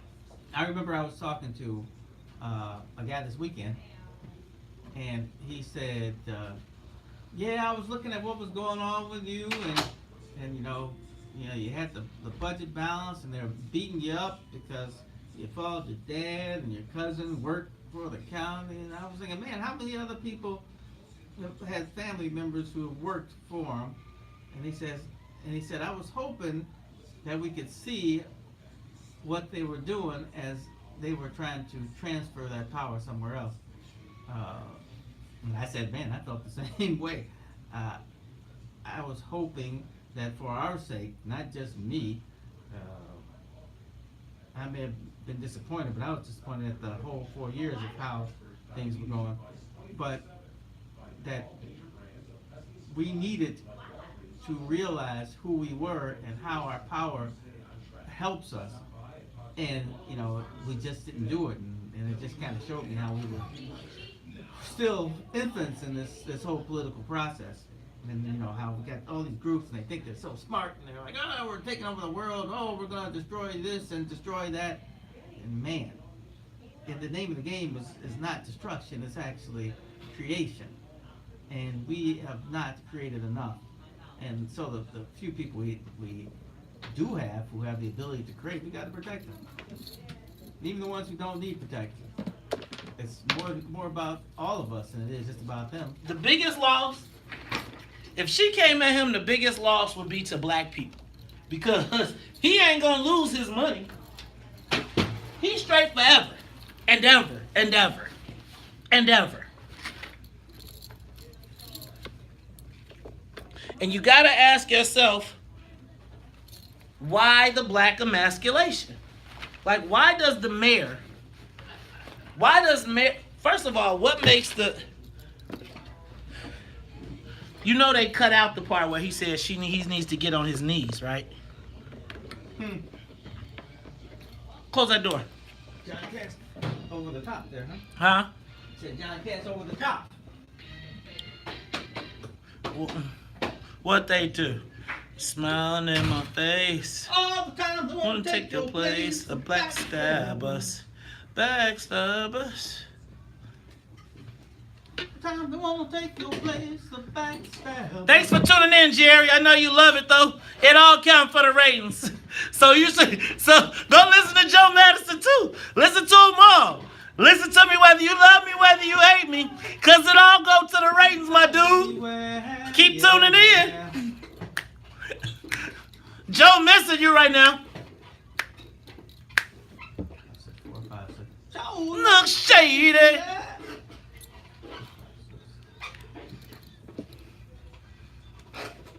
Don't think they'll miss what they do. They smiling in your face all the time. They want to take your place. The backstabbers. Backstabbers. All these visits from my friends, yeah. What they doing to me. Again and again. Again and again and again. Yeah.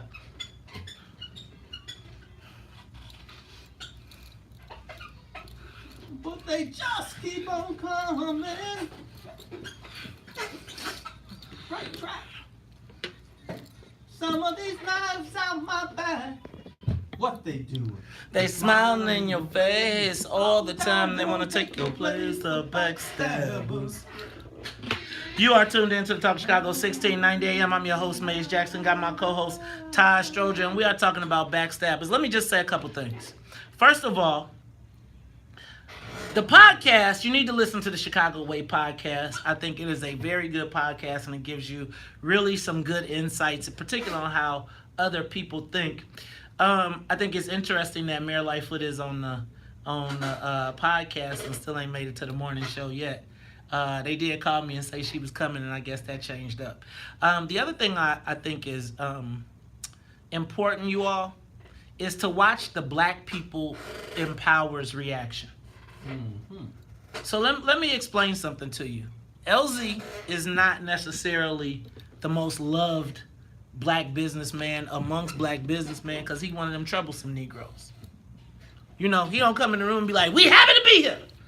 You know, all you gotta do is go to one meeting with the white guys with LZ in the room, and the white guys immediately, you know how they assume the position of authority will buy within a minute.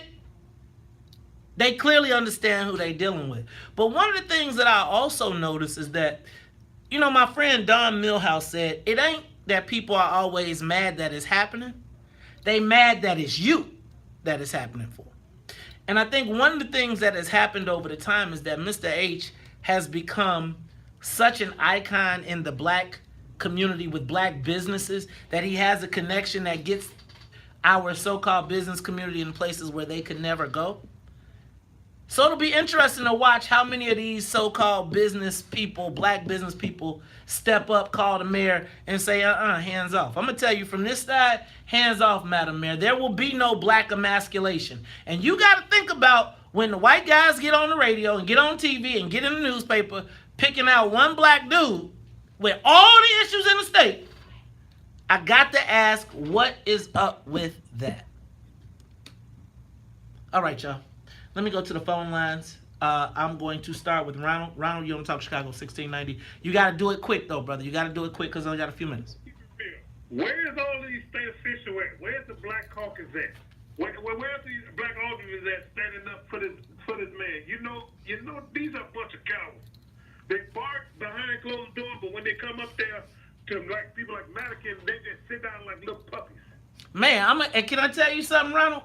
When I watched it happen when the speaker didn't want none. He just sat it on down and did not. It's like a black man that will look any white man in the eye and say, you will not treat me less than. They want to take that guy down. Let's go to line 3. Jay, you on the Talk Chicago. Meanwhile, back to Mayor Lightfoot. So far, she's keeping that handkerchief head superintendent. But what is her relationship to black men in particular? And am I seeing a pattern here? Again, see, that's what I'm talking about. The emasculation of black men. And it's like it's sport for white folks. Take that Negro down. Go to Brian. Brian, you on Talk Chicago, 1690. Yes, sir. Brother Mays, Brother Todd, definitely appreciate it. Hey, real quick, let's see. So we need to expand and have more LC Higginbothams, I guess, just like Maynard Jackson did in Atlanta with that's $500 million for Hartsfield. But here in Chicago, we got the mega projects. Obviously, the airport, Central One. Basically, it's about $50 billion worth of projects. So if we push the mayor through what's in it through the black people and your 50-50 plan. I want to find out when was the date of your what's in it for the black folks. Tuesday. It's tomorrow night. Tomorrow night where? 7 o'clock, 2907 South Wabash. Look, hold on. We'll talk to you about that in a minute.